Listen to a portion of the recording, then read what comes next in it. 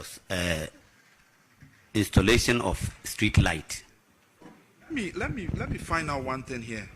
Something is giving me some clue here.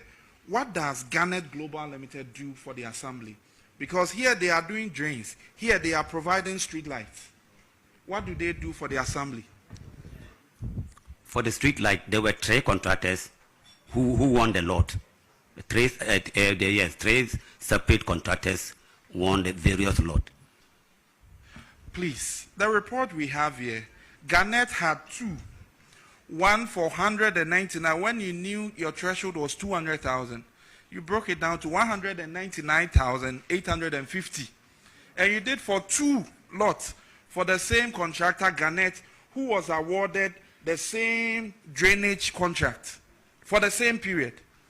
So here is 199 for 1 lot and another lot 199,850. So Garnet now has contract sum of almost $1 million. The initial one of 448 and another 400,000. You are talking about 3 different contractors, but here it is Garnet and just another one explicit. And so then we have Express Joy. There is no expert here, please. There is no expert in the report. So maybe you are reading a different report we do not have. Speak to the report we have. Okay. Procurement officer, you need to be referred to chair so that chair will give his ruling, because the explanations you are giving to these infractions amounts to nothing. So we will need to refer you to chair, then chair can give his ruling. Is a finance director here, the MFO? So you're supposed to supervise the procurement officer. Am I correct? Honorable, I must say that I don't supervise him, because procurement unit is a unit on its own, headed by someone. And finance is a finance department, headed by the finance officer. But the assembly is a teamwork. Yes, it is. We are members of the assembly. We are not novices.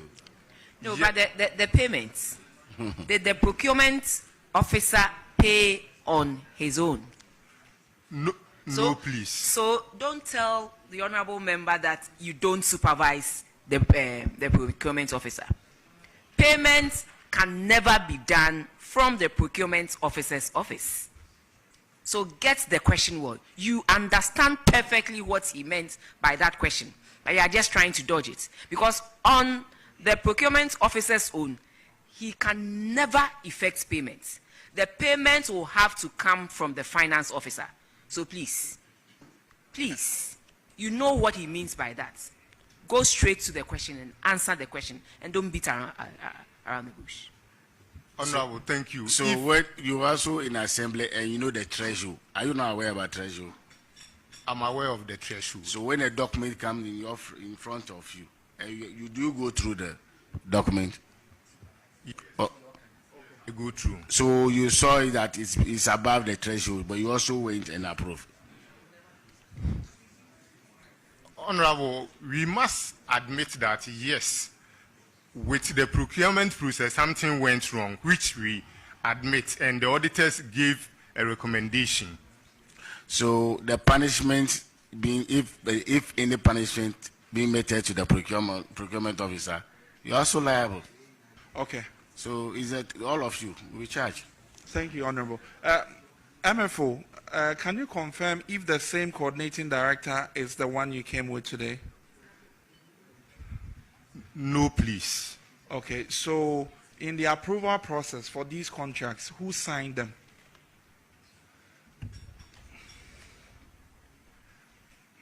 That has to do with our former coordinating director. Okay. So, Chair, we are in your hands. Thank you very much. Now, finance officer, you sit down, somebody brings you 2 contracts. Both of them for Garnet Global. Date on them is the same day. Amount on them is 199,850. Another one to 199,850. Wouldn't you think that maybe it's a mistake?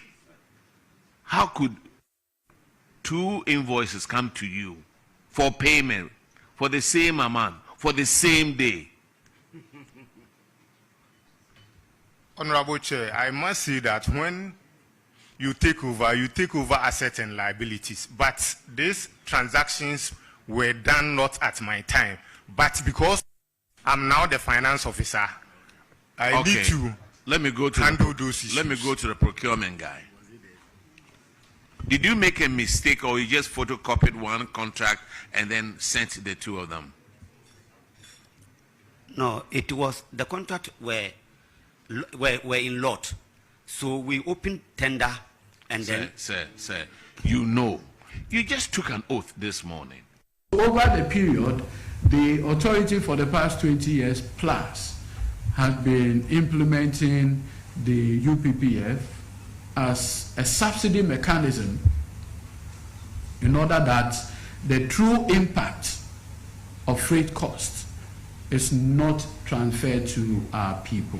So that is a major thing that the authority supervises.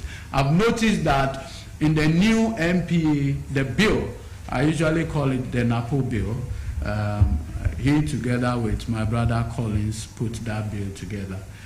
It tries to bring two things together, the UPPF and the PDM. PDM simply means the depot-to-depot transfer. It also comes with a cost. We absorb that cost through the PDM. That's the primary distribution margin. Now, the bill that will be laid before Parliament soon after consultation tries to commingle both the PDM and the UPPF in now what is called the distribution fund. Then the boss margin, among others, will go into what is now known as the infrastructure fund.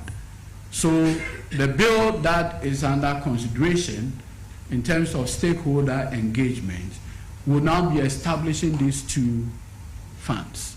We also now have what is known as the cylinder investment margin. We had to come to Parliament once again for Parliament to place about $80 per every metric ton of LPG into that particular fund. The whole essence is to absorb the costs relative to the cylinder recirculation model, because you do not want the big bottling companies and among others, if they invest, the state must find a way of compensating. If not, they'll pass that cost to us. We have a very powerful gas directorate, and basically what we've been doing over the period is that LPG had come to stay. LPG had come to stay. Those of us who have lived in the villages, our preserve has always been fuel wood. But associated with fuel wood is the issue of deforestation and desertification. So in the 1980s, the then PNDC administration introduced the idea of LPG usage into our homes to discourage the use of fuel wood. Regrettably, when LPG came, the state essentially subsidized its costs so as to encourage more local use of it. Unfortunately, came the concept of autogas. People now started changing their cars into the use of LPG, among others. So they were using it for commercial purposes. And you have to do what? The state have to pay for it, and then somebody will use for commercial purposes. And so if you look at the economics of it, when you go and buy 14 kilo of gas, you can use it for a month, a typical household. But have you seen these taxis and the cylinders at their back? Huge. And within a week, he's done. So the state realized that LPG had come to stay. LPG had come to stay. Those of us who have lived in the villages, our preserve has always been fuel wood. But associated with fuel wood is the issue of deforestation and desertification. So in the 1980s, the then PNDC administration introduced the idea of LPG usage into our homes to discourage the use of fuel wood. Regrettably, when LPG came, the state essentially subsidized its cost so as to encourage more local use of it. Unfortunately, came the concept of auto gas. People now started changing their cars into the use of LPG, among others. So they were using it for commercial purposes. And you have to do what? The state have to pay for it, and then somebody will use for commercial purposes. And so if you look at the economics of it, when you go and buy 14 kilo of gas, you can use it for a month, a typical household. But have you seen these taxis and the cylinders at their back? Huge. And within a week, he's done. So the state realized that you are subsidizing an item, but it's being used purely for what? Commercial purposes. Today, all the hotels, they have their own gas stations. Thank you very much for giving me this opportunity for working here for 30 years. I just didn't spring up from Ghana and started working here. When I started working here, a lot of people were in school, some were students, and today they are heading the commission and they are regulating us somewhere. Somewhere, and some of the people I work with today, like him, I came here in 97, 98, started, he was working for AMS, and I came to rent a machine on the reclaim. And they were desperate for dozers then, so they moved my dozer into the hard rock. In 2 months when I came, they had destroyed my dozer. But unfortunately, too, when I came here, I didn't have a place to stay. I used to stay in a place called Peace Hotel. That was in the beginning. But one day I went there and I didn't get a room, so I ended up in his living room, and he gave me a couch to sleep, and I slept. So I couldn't go at him. From there, I got taken to Takwa, where I met Sid, Eskin, Majid. So everybody today in EMP have come out of AMS and other companies that I work with. But the brief story is to say it hasn't been an easy journey. And what I'm doing today, or the transfer of mine to EMP, is for everybody. It's not for me. In the past, I used to come in here, stand at that gate, looking to go in there to get some work to do. Tony Obrempojng was there with Dave Ingle, and if most people remember Dave Ingle, Mike Izan, and so many of the other people from Ranger. But after 30 years, I asked myself that, look, can we just still be contractors? We can't do that. After 30 years, I just said to myself that, listen, and Goldfields offered this mine to me. Point of correction, I didn't just spring up to say I want to own that mine. Goldfields said in 2022, we're going to close the mine and we want you to take over, but we'll sell it to you. And I said, you can't sell it to me because you've cheated me all these years. So you have to give it to me. So we agreed. They told me to go to government and get a no objection letter. I went in there.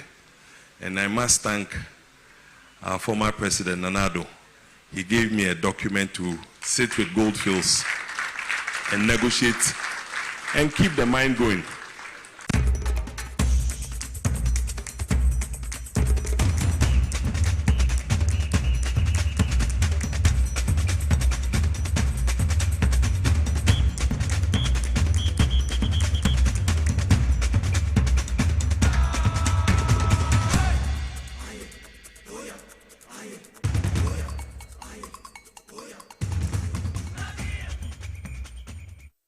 Abusia we some more kwaba bi me ba TV SYZ ana power 97.9 FM inside politics jumedi ana ye de ba wakoma ba beso Fisabre yankopim say 6 p.m. bebo but modern na shanenso say ye ni we bi dwumade di abomo say wutie o power 97.9 FM and I say TDXYZ akonya kese da wo ma so nso betimi de wadwen kire abebo dwumade wo bra wo ko Facebook ye platforms ewo ho at power 979 FM at power 979 FM wo tro ni nyina bom ewo Facebook wa bom say dwumade e twego live and call ewo Facebook TDXYZ nso Facebook nemu mo mo ko PM ewo YouTube aye XYZ broadcasting na pe watimi agebre ahwe dwumade ni bi na adwenkyire bi abeba utim wo bra dwumade be koso no bomode na agebre na gyato wo mrepem no ye bekenkan won so wonsam kan ye bi ewo utim e de akire wo bibia no wo se won so wo kan bi ana wo man no bu so efa no ntama pa bi de efra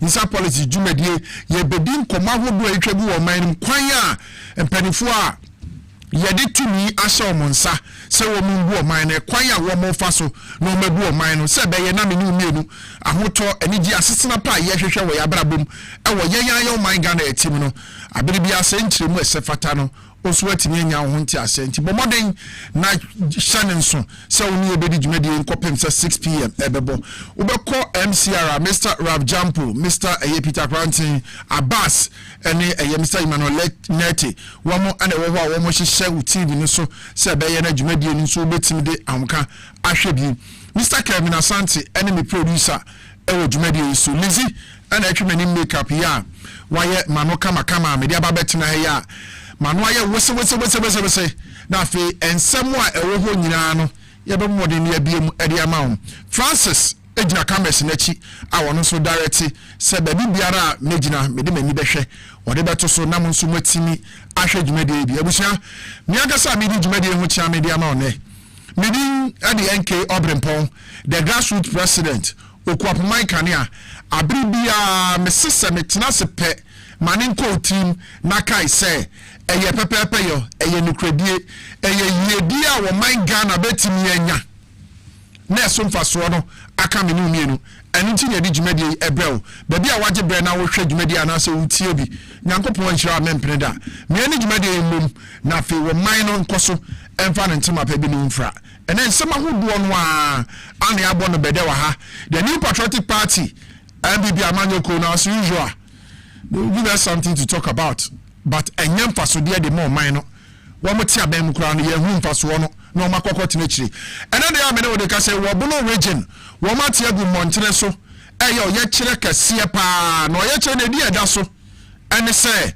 ye nsuro nhuna we are not afraid of intimidation eno ana ebi before kan edi entikura na sabe ye before wo mo ye sa demonstration ye de nchiremu senefata ebeba near the Ababa Somo.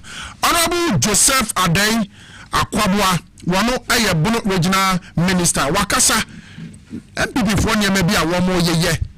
Entrance Fata, especially our Bono Region one and saying Minister Kasa from Den Waka, the Bebachra Wahanu Weti the Ecoso. And I fee ne Makuma Tomiyam. Yes, now baby, I make you say. Mejuma dia media enya dia medis teku sempo ana to besie abribia meka ne se dia tie dia kire makoma tobiam because eneme hu se ewo asanteman mu yewo mamefo ho yewo dwadifo bi ho nso a ade biara His Excellency the President John Dramani Mahama ene NDC abaya yemom no aso mani abusia beda ne ye ho aba ye ba pese nsemi ne de ka ho nyina no ye ba biem na so do adwenkyira ta akiri twen ye ba isia ne ato adwumadi ne so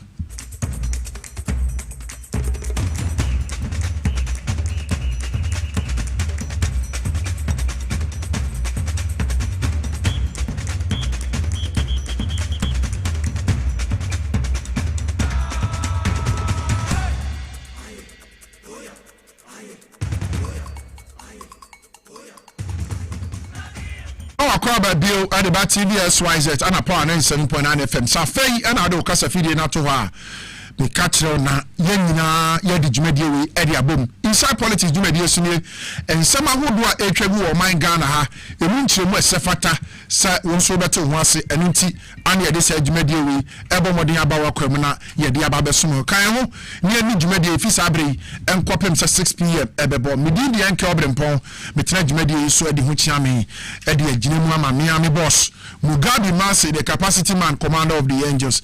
But if you are a capacity and problem for me, shall ye palm. I was saying, Nasia. Now, another year, Menoka say, the new patriotic party, MB before Atio Muwagu, a yet Monteso, Ewosunai, a yet Bono region. Now, what must more can I say? One more yet, one more should have Wamu surahuna denti no mo kase wamu surahuna no wamu say asa bibike to ya na NDC aban wamu ama a police for akwakwate wamu sama do ma no but NDC aban enye security agency ana akwache obi but ensemu a MPP dia to ma no enede womati omuwagu sunyan eya Bono region na womo ya kire kase sai hunahuna na ekoso no wo se enyai yanko hwe honorable Jerry Ahmed Saib ono ye member of parliament for the good people of Wejagbawe any communications officer wo sunyan edema MPP amanyoko no wo bra demonstration ikoso womo nsemu a womo kan ne ento aso. That they cannot intimidate us, that we are strong men and women of caliber and purpose, and we know what we are about. We are not like them. We do not insult. We are well trained. We saw videos during the campaign. We saw even after the campaign, even whilst in that.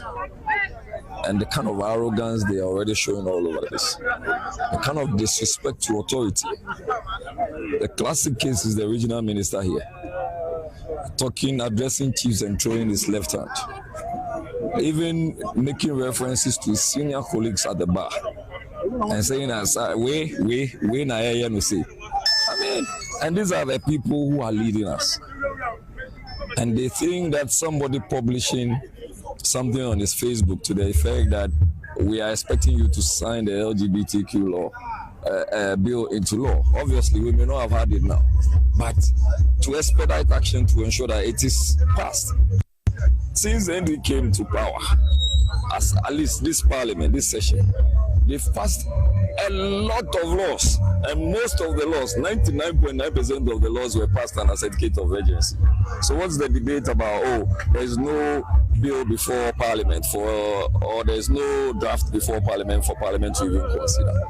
These are people who have always given gimmicks, played gimmicks and settings. Somebody voices out and you want to intimidate the person. You are weaponizing the police, you are weaponizing the judiciary, you are weaponizing almost all state institutions. Today you are here, they will say Yoko has picked you just because you may have gone to say something that you have basis for saying it. They will ask, come and report to the police headquarters because of somebody calling from Jubilee House. What is happening? Why don't you have voices anymore? Is democracy supposed to be regressive or progressive? What's happening to us? What's happening to President Mama and his belief in communication? To explain if the president is finding it difficult to hear that free speech made him president. President Mama, free speech made you president. Today you want to criminalize it by using the state institutions, by using them, weaponizing them to come after us. I can assure you, Mr. President, we will die for this country because you are president because of free speech. Enough is enough. And today we are demonstrating to tell him that this is just one of a series of activities we are going to do to draw his attention to the foundational fact that indeed free speech is a guaranteed constitutional right. He cannot intimidate us. I refuse, and we all refuse to be intimidated. So President Mahama today feels he's so special than President Akufo-Addo. He's so special than Dr. Bawumia. In fact, his own boy, Malik Basintele, today he has rewarded him. He posted a picture of Dr. Bawumia carrying pork in his hand, Muslim. And President Mahama, you benefited from that. How can we be this hypocrite in this country? President Mahama feels he's special. He's not special than anyone. God is bigger than him.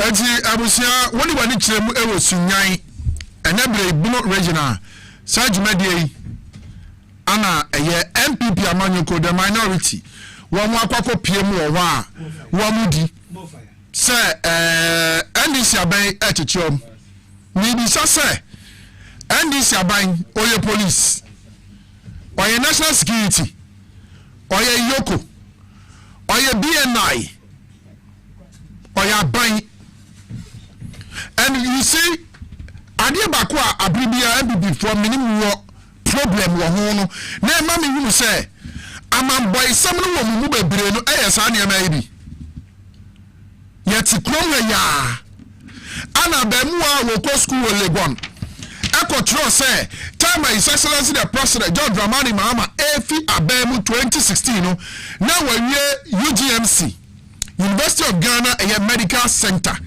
enti Nana Dankwa Kufuado Niri Ma Rebecca wɔn kɔdi dwumadie wɔ hɔ ana baamu wɔ yi extra paper say play sheet say ana wɔtwerɛ so say open UGMC now open UGMC wɔn kyini tum MPP for kyini tum MPP for the ɛkwan a abamu wɔ ne fa so ansa na ɔtumi free cells nyankopɔn hata so nipa n'anim wɔn de ne tum and these people sabre ya baby a wo man yadui yanhwe ne yentena wo no obi te se abronye kwame bafo abronye won tena kroi mu na ondidi judge ni atem mo bi ankofa because ye practice democracy ye practice kadima menka etie nya abronye na onye ye mampani jomama ye nya abronye na onye ye judge se wo krom ha onye ye chief justice onye ye IGP officer woman Ghana ye MPP for dia woman ka say si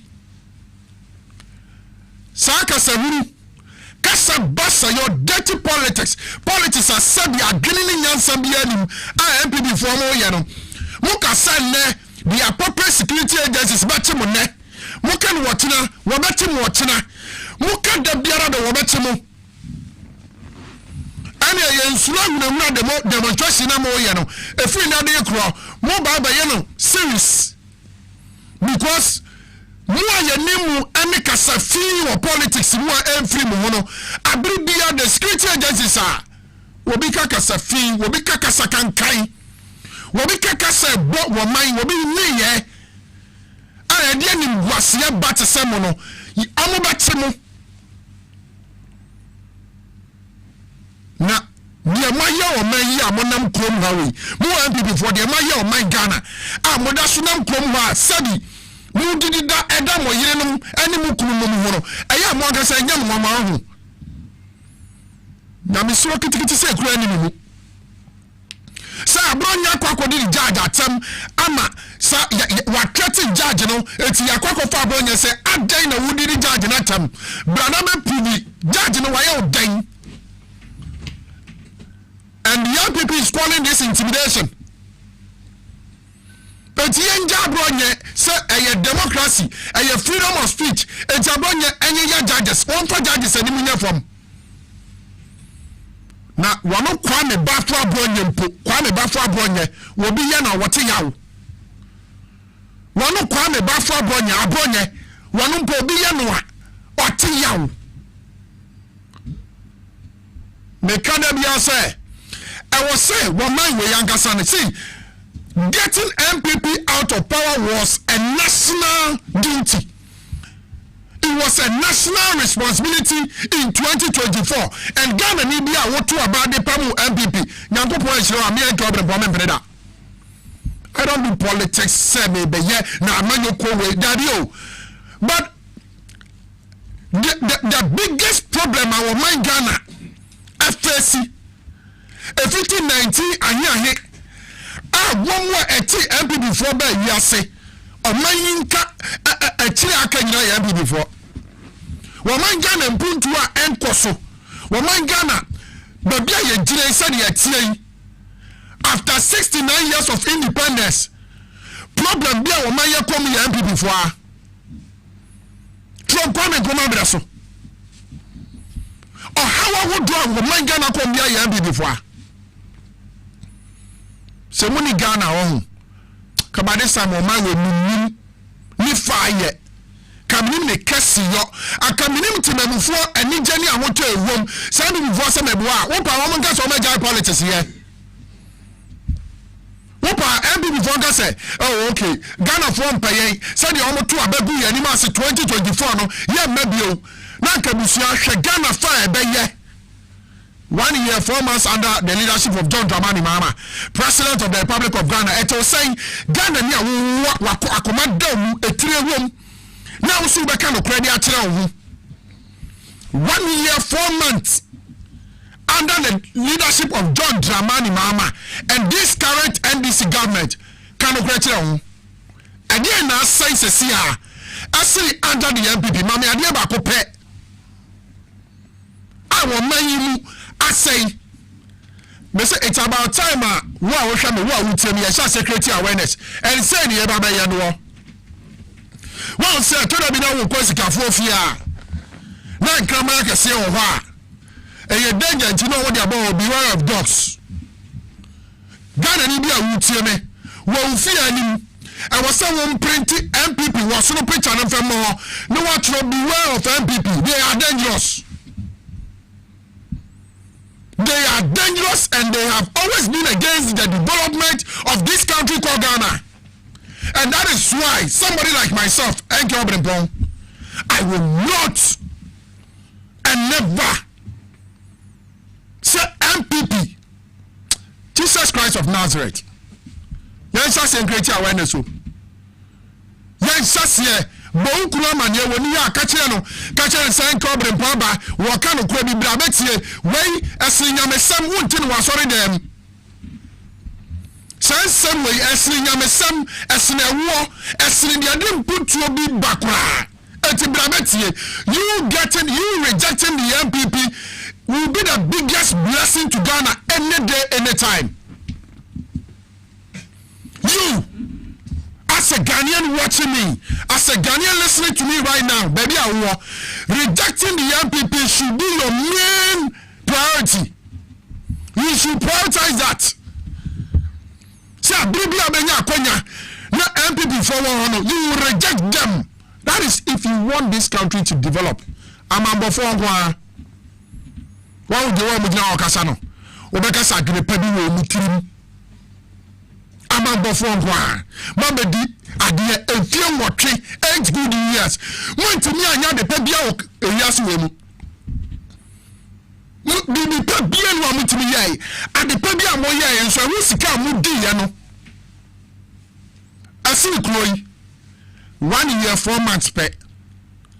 Asemawu. Asobi kuno enti yanye mampani yenko kasei yenko yesei mesetie the urban no crowd dey sa the urban esa enti nya botre but wo Ghana ni a wo hwe me say wasadie ne say abere bia wo behu say MPP wo ballot paper so or proposition no vote against that person oyo papa kro tutia no oyo mami atutia no oyo unye bi tuti I wadafu tutia every say so far as woni pa bia wo wadwempa ebe Gani MPP no na adwene na ewo ni team no ya wo ne pan ya bi it is that time no wo man no ewo tan ya bademu kro no abademu awi abademu beware of MPP. How dangerous are bulldogs me German criminal casinotia ya beware of dogs you know right in front of your house. Ghana need beware of MPP. They are dangerous. I'm before being what is a mo. No one will ever be soup. Sir, you're from the Muna. Now, who's from the Muna? Okay. So, who's from the Muna? Or be Muna, not so who's here. Do you say it? Okay. So far as we are, some of us. Ajuma we ye no abiri bia ye de akwanya we be ka no kra kire Ghana for without fear ye be boom ade bia mo de baba ye be di ko ni no ebisamo mutimi mo my Ghana da ebisa sense mo akokɔ so tension se bo wo be hwe Yakubu Abubakar no friend Baba Amando ono ye communications officer de ma MBB amanyoko no e wo Bono region wano ane wo kofa o mampani John Dramani ma amfoni ane eye Felix Kwatiofosu minister in charge of government communications and afa eye communications eye minister Honorable Sam George Mfoni na wodi LGBTQ colors ni ade design wo msisa wo mwek eno no sinka wo nyano na ko woni na wo na onye de opa bia wa brabo wo mu ani abronye a wakodi di judge atem no and the tension bebre ababono region because wo mu nyina fi bunu wa wey ana the honorable minister and ma Bono region honorable Joseph Adai Akwabua wa baba be kasa se sanye na ebibifo ya no wodadwere wo gwa wanjase ye politics basa say ke kansema ehunya ya hwe honorable Joseph Akwabua Bono regional minister no ne nsem odi tu dwa no ye ba ye beto dwene izu ama MPP lawyer for ebimo ye koto omo law school ye pass gya omo be ye lawyers be CCS ansa na omo etima pass ya be ye lawyers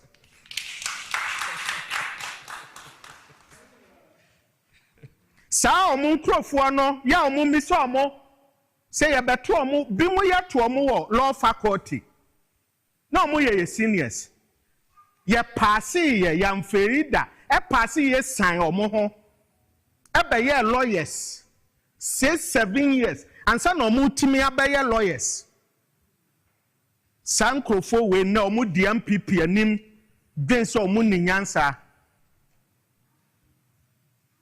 na memfa so mo no mo bia se Ghana Bar Association anne onu tinhye krokro ni asesa MPP fo agu kam basim ye ba MPP ni owo kokofuo ni yakotena ase se John Dramani Mahama enwin kokofuo ho koko akuafo ho nananom ye ka ban a edwin koko akuafo ho pa e NDC aban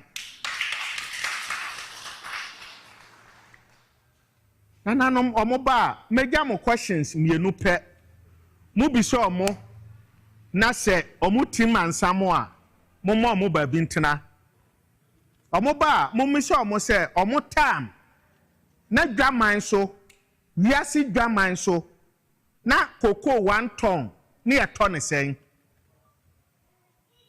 ni eto no $9,000 na sen na ne de ma koko akuafo e wo Ghana ha 1 bag saada no esatam mumisa na omunye calculations no nkire mo bio nana ohade ebenko divoa nti omoba nana wuni koko kura pe 1 bag mo na wo de omomfa nkroso nsi kodivoa na omonkoton omoba sa 3,600 no omomfa mawo na ne aka no momfa ncho mo sa questions mienu wei ena mumisa no dompre ene ne nkrofo a enam koko ase eda Ghana fo na asedan kan nyame se MPP fo anim begu ase enche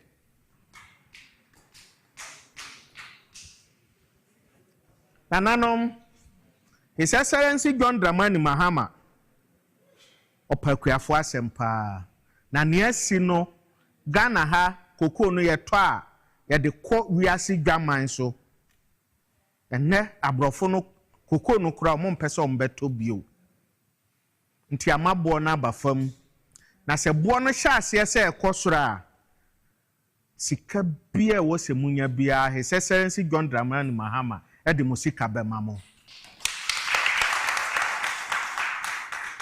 Momo bia Mohammed Adamo.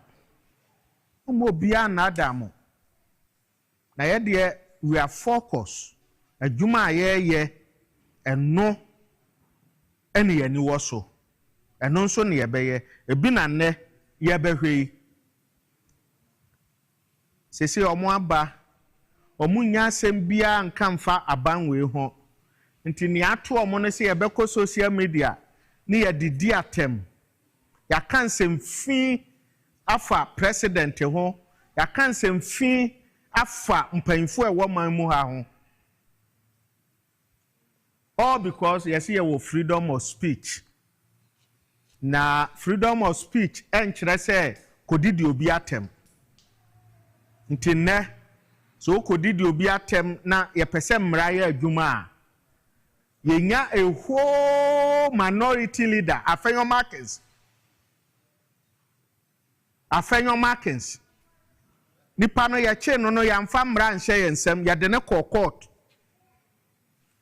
to say yɛmfa no nkɔsie na wɔtwe na yɛtimanya minority leader ɔyɛ lawyer ni ama na bɛgyina hɔ sɛ judge no ɔte hɔ no the difference is that ɔnhyɛ NDC atadeɛ saa nipa wei abɛyɛ majority leader pɛn saa nipa wei ɛyɛ minority leader ɛma MPP foɔ na nananom sɛ mmara yɛwɔ opposition ɛna NDC ni bi kɔka saa asɛm wei a nkebenya Ghana Bar Association foɔ me ka ho Ghana Bar Association my treasurer for Bono East ahafo my social affairs officer nka samre omo atia sikrom nti me anya me wonwa se yeka se Ghana Bar Association a branch of MPP a anya me wonwa da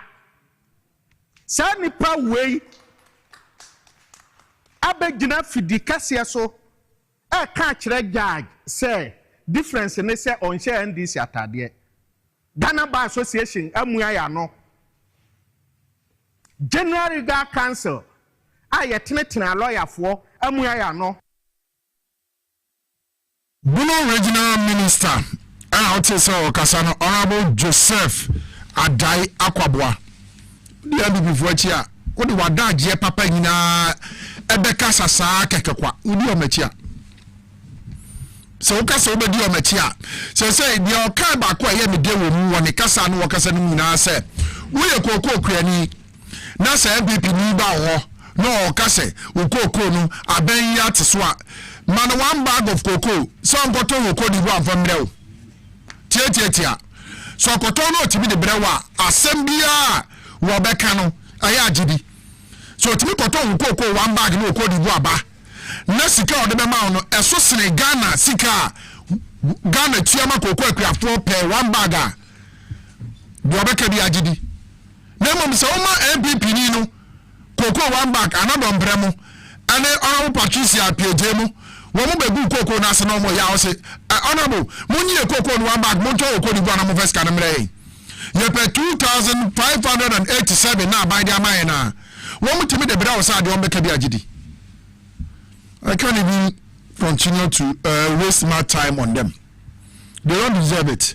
I was saying to us, now say na kejeti ahonsam acha se beba enye man socialist the president John Dramani Mahama any NDC aban eye kra de ma ye friend say Ashanti region won the first time ansa na okwa ba sabe wo ba beto asanye man bebre so ba be ti se kejeti a na wo ko ono mo a na wo bisa ye ga wo kra wan esima mo no dwadifo e wo ho enye Mahama enye ono a eye we na siye the see nhwe video we nwie adwadifo a ewo Kumase mamefo a wo de sabi wo mu ade a efe ye omo fe se ye na ade paba omo chen a wo mo pe atena si wa Ashanti region eka ensemopa se wo mo de president John Dramani Mahama any NDC aban aye wa Ashanti region wo mani so pa na se wo bi sabi bi de free pani wa eye kwan bokoso ana de ni sa enye gidigidi ene kasa se de omo nuanum bi eye no abusia yenko Kumase nkwankwohwe maamefuoi adwadefuoi wo mo nsem a wo maka ne mra ye ba beto adwene nsama ya de nyina do mama president ya dana si bebre ya kwaso ahira no ye ne kese one ne yire nsanyame afọ omo so aboa santeman bebre o ma boa santema papa efa adwadefuo ma ya de ni tu no ma bebre so eya aban ya retwe mo no enso amoa yen tia ne atra se nsa baabi e won se asesa yensa na santeman nyina eya adwen ba ko sesa yensa papa ye wura do mama sa bai oba yen yehu sam pakageti a wona be si ma yen kageti a we si ye na ba fofo ba yen so ba wa be che se de ono wo pe no wo ma ye bi o mdada kwa bebre anya bi wo mo chen se de wo mo pe phase 2 wo mo ko hu fie nwotwini wo ma ntimi anya ho hwe amebe before ma ehuna ban da be twem so mfaso before ma ye mo bo papa do ma bo sha wo she ye no won feri yen se won si phase 2 ni ma yen na so on si phase 2 ma ka phase 2 a won si ye kageti a won si ma yen ama fa pressure bi ato ye wura do ma so kwan bi aso ma na botre ni am papa me papa no na na bi so ade hu awo ma asantema no watono mo asachi se ne kama na abentu obetimi aye eti before ma fa fisi kwan na mo kaseti ado mama ni Bible say yan fa ni die ma die ni die se no ya me bue ni die nya adwuma emi empani fo edi yanim tutu ye wura do mama obi kasa no se ni aye pe no emra emwa the saint me bue ni die nya adwuma e wo ofem na ne be ya ye de mpaye pa akoma pa odo beka ye wura do mama achi na ye ni suade hu ya santema ye gedie ye kwan ye schools ye hospitals ni bia mo bia do mama ni suade so de be bo santema no ye mo ne chichi biapa ye ma na koma pa ye nka sampa na atona koma so na santema so watwenani abehwa medina die bi eso di boaye no wadi aboaye abusia video we na men na make am wasam to say at least anama koma to me yam say Asante region na da wono sabi enye wo bibia na de enye ne fe honestly me hwe agedifo man bi wo Kumase ene o manum kasa me se me president John Dramani Mahama anami wo tumi bi ewa NDC aban no anka Asante region anya pin ato from kebi wura ho bi ebinimu ya ye nipa bone dodo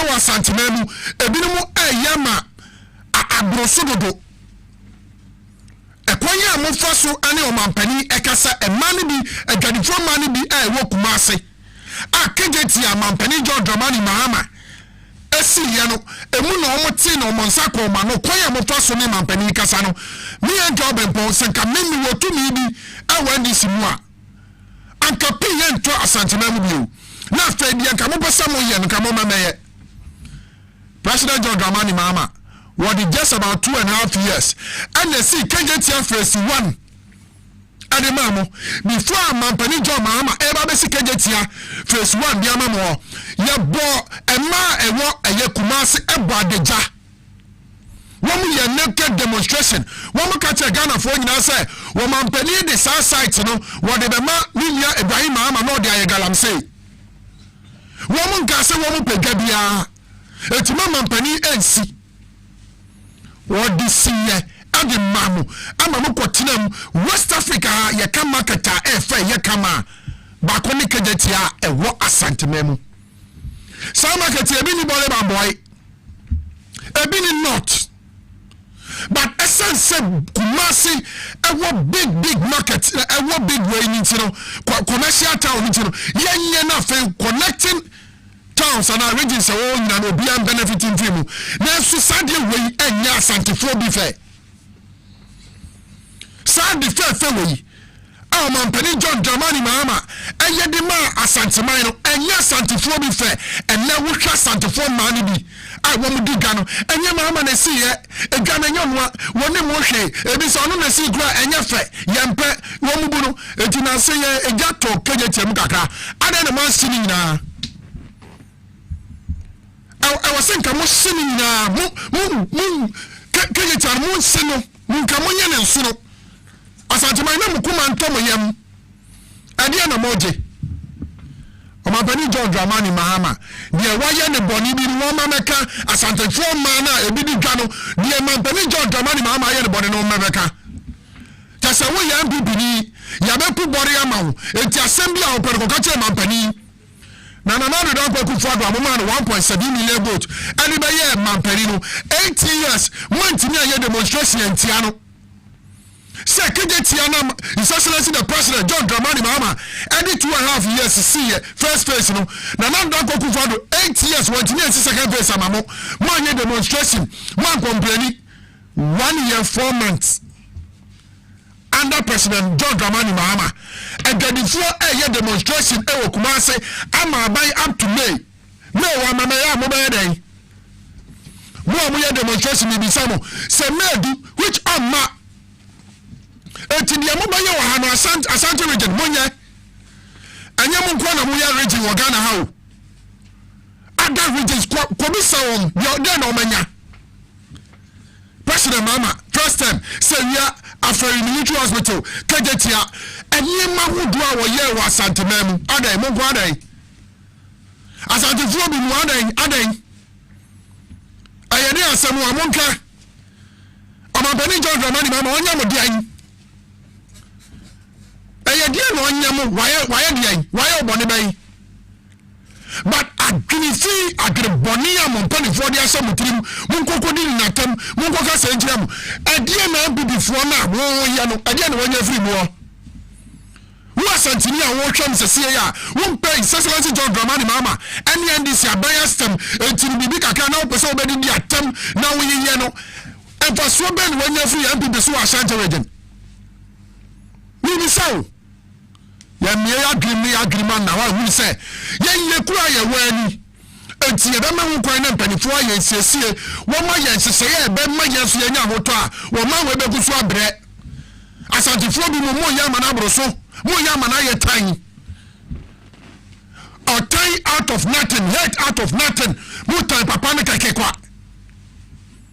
But I am not telling you the best of because another day, Mammy will young for you, what Tinasika say, Queen Mother, our market one, Wakasa was in for swap by an MPP, 1 year was Santa Region, I get it from your demonstration, 1 year demonstration, and your press conference, and I can't take on a phone now. Yeah, Camo, and for swap by who get in 1 year. But dirty politics, and you want to be put and boo. Want to mean go and killing her. Now, you have a sawati. Munko, and your Munko and before catching some of your demonstrations with you. And your Munko, what bank schools I would do, Tescom, and I would do meetings and before you go and do demonstration. Munko can just say, John, Munko can say, yes, they are doing it. Eti, Mungu wani masi. Why? Mungu suna Mungu wani masi. You will come by Bisayanko Asante Mem market winner or Matiko a Kadetia Ediga. A hot no Masako Mano. Marketer is just the president of John Dramani Mama CEO Kumasino. Young put C1, young Koke, and some of Muka, and if I'm a penny John Mama, young running to us. Kayetiano Crano, ya Crania, and Yan effect. Ah, young pet. Kayetiano Crania, I phone yourself to. And I one would be two no. How many cats, Romano? Now, can you tell me what I know how to get this movie? And she had to across so we are Sabah and talking. There wasn't Thomas at my store to say, yes, and found what had the mammy. What be see how I'm so who has a dance for 100 but it's met in front of her. Yes, I can tell Haniada. And you can't tell how much it's a buy and petty a bum. Kate, I never have money by you. Nanda. Oma panyu kufo ene saase ene obeto aso etisa watu aso enye otom sika etia anyo na siye ketia no eye otomfo ene sama ahene wo mo na fa wo project buy na ono ti so no a wo ya ban no enti ne ma ne ba mu anyo na siye etisa mu hu se eram ha ma na si ketia anyo na siye fesu nya mama na si ayo na si na ho ya ka tire me enye akufo na yo na eh ma mi aso don te Ghana bi o enti masumwa moniswa wote afede ka eti anukufo na si ye afede eye akufo wonim se dey to blocks wonim se dey si market and go better some pay working second phase his excellency John Dramani Mama Jesse one go and see 8 years we will be move for ya the money we want there and Saudi area my e beda wo e bebo mo amutire so mo ade nyam fe mo ade ye mo tan na mo de otan ya se mu se ye mpan dis na bibia won ho ye ye ntan e bebo mo amutire so etenya President Muhammad Esi Kejetiano, I don't know what I demonstration say, oh, my second face in the Mamo. Money word yet. Benjamin Desia, Nemo Santa Famos Mua Santa Memo, Amaru de Fe, Maru Nepa, our President John Dramani Mahama, and Yanisa by Aye. Yanko points Rama Membreda. I was saying, Coventry, Gallic Mr. Fosso Yembra, woman will know more. Quite a fast society, one would want. Tibi, would you, ma? No, I could to be a bebo. Yanko man to us. Gallic Mr. Nawatini dinner theatre, in saying a brunitier. Now, no passer may say a brewery, a Juma 82 pan say a bebo, and an Israel only Pebiani Muntin, Ama, Ato, Cra. The Edika or Baby or Confitira and Ma, a drew we a victory Gallic Mr. If you cry over qua, and you want Sana, but a victory and a winner. Winner victory, no man, Sumi Biara, Ubena will feature aqua empire bra. And no day, child will be a while tea, net jano, will be a while Maka Crebiano bread, Nana Kuma Bonnet Peri, Nina, a Moja, Entin fat Akuman Quadrin, and non a coffers are the never. Other form is slow, so one up, one several cardio. Ebi a wonsa no say ana wonam romu na esi fom no kra ewiu ana ayatu fo se de edi fom ato mpaboa mu a eya victory na me kan fam a onum victory asa no ma ye bobɔ so nyina no ebegai de oto ho na do a wontini na wohia victory emframa nyankopɔn de ama ye se ye humi wo de wo humi a na wo tie so o bra eya victory na betimi aboa wo ye wo bi wo so a wo ho ana ne ye ma hye no a obi a na ne ka obi a ya ne hwe Ubu also na kuma bone peri ni nyina moja ni ntimi ni afusa ni ye wuri pepie no epra wunya ya victory Gallic Mr. De watwa bra ya bia ya na se kokodue ni nam no no ye ne basa e ya victory e na me kan fo wunya victory bi no a e beboa wo se doctor de watwa aduro so sani a ubetimi anom victory na ka waduro wonu na ne se waduro no na abenu ma meet ya biasa no anom we so na abenu ma no anom victory no so achi meet ya biasa wo ye ne sa bibia abade kama ma so wonasi tata wo ye gya ho aduma mesraw ebra me kan fo ma wa ye victory Gallic Mr. Mesraw ni pani bia danse a ye pese ye fa o ma danse na tie na se wo so koto a obenya sa danse kro no a ntwe mi mpedwa mi ntumi ni di mi yare so me na ko be 12 years di man no ndo kan mojeduru 5 minutes de trim atutu ana se na meti TV ntumi na me hwe ne mu se Moton Drobi as victory heba victory Gallic Mr. The Mintodrusa Modruno Asa Moduno a year papa. Intimini do within some nominal D. After the Nomasadi now feeling some of the moment to me debut of him demand a Drubone, Sad we semi, and so on to me D, and so we bones of idiot. And so we do remember to me debut of him who came in and the tea a donor cow TV so no could to be no don't know any avian one day no afi nyampala me no would be am to me demons afi na tola time call ya black masa modro tie edoni na nyame hira mo ajime pa me problem ye menstrual pains nda ne kakra me so me nyame menses no bosom ni ma me bre pa me brankasa me timi to tondro no na ne se man ti se yesi ye bidro ha na makoto be bia me we timi fa ka ekọ obi kru so ekoto bidro me timi no bi tese na victory ni in fact I don't know me die wo mu die me koto obi me tie advert no TV so sada na me sorry anwure na me koto ye na dana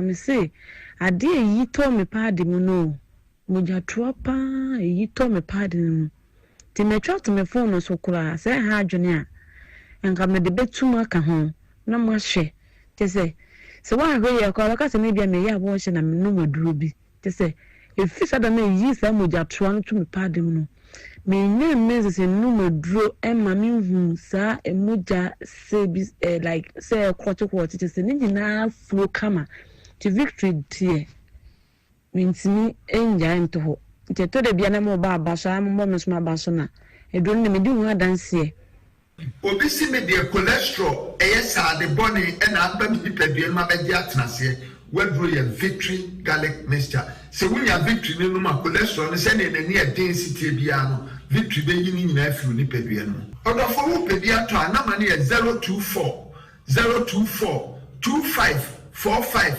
633 024 2545 633 and 020 129 3280 020 129 3280. A victory mkunimdieni adebramo.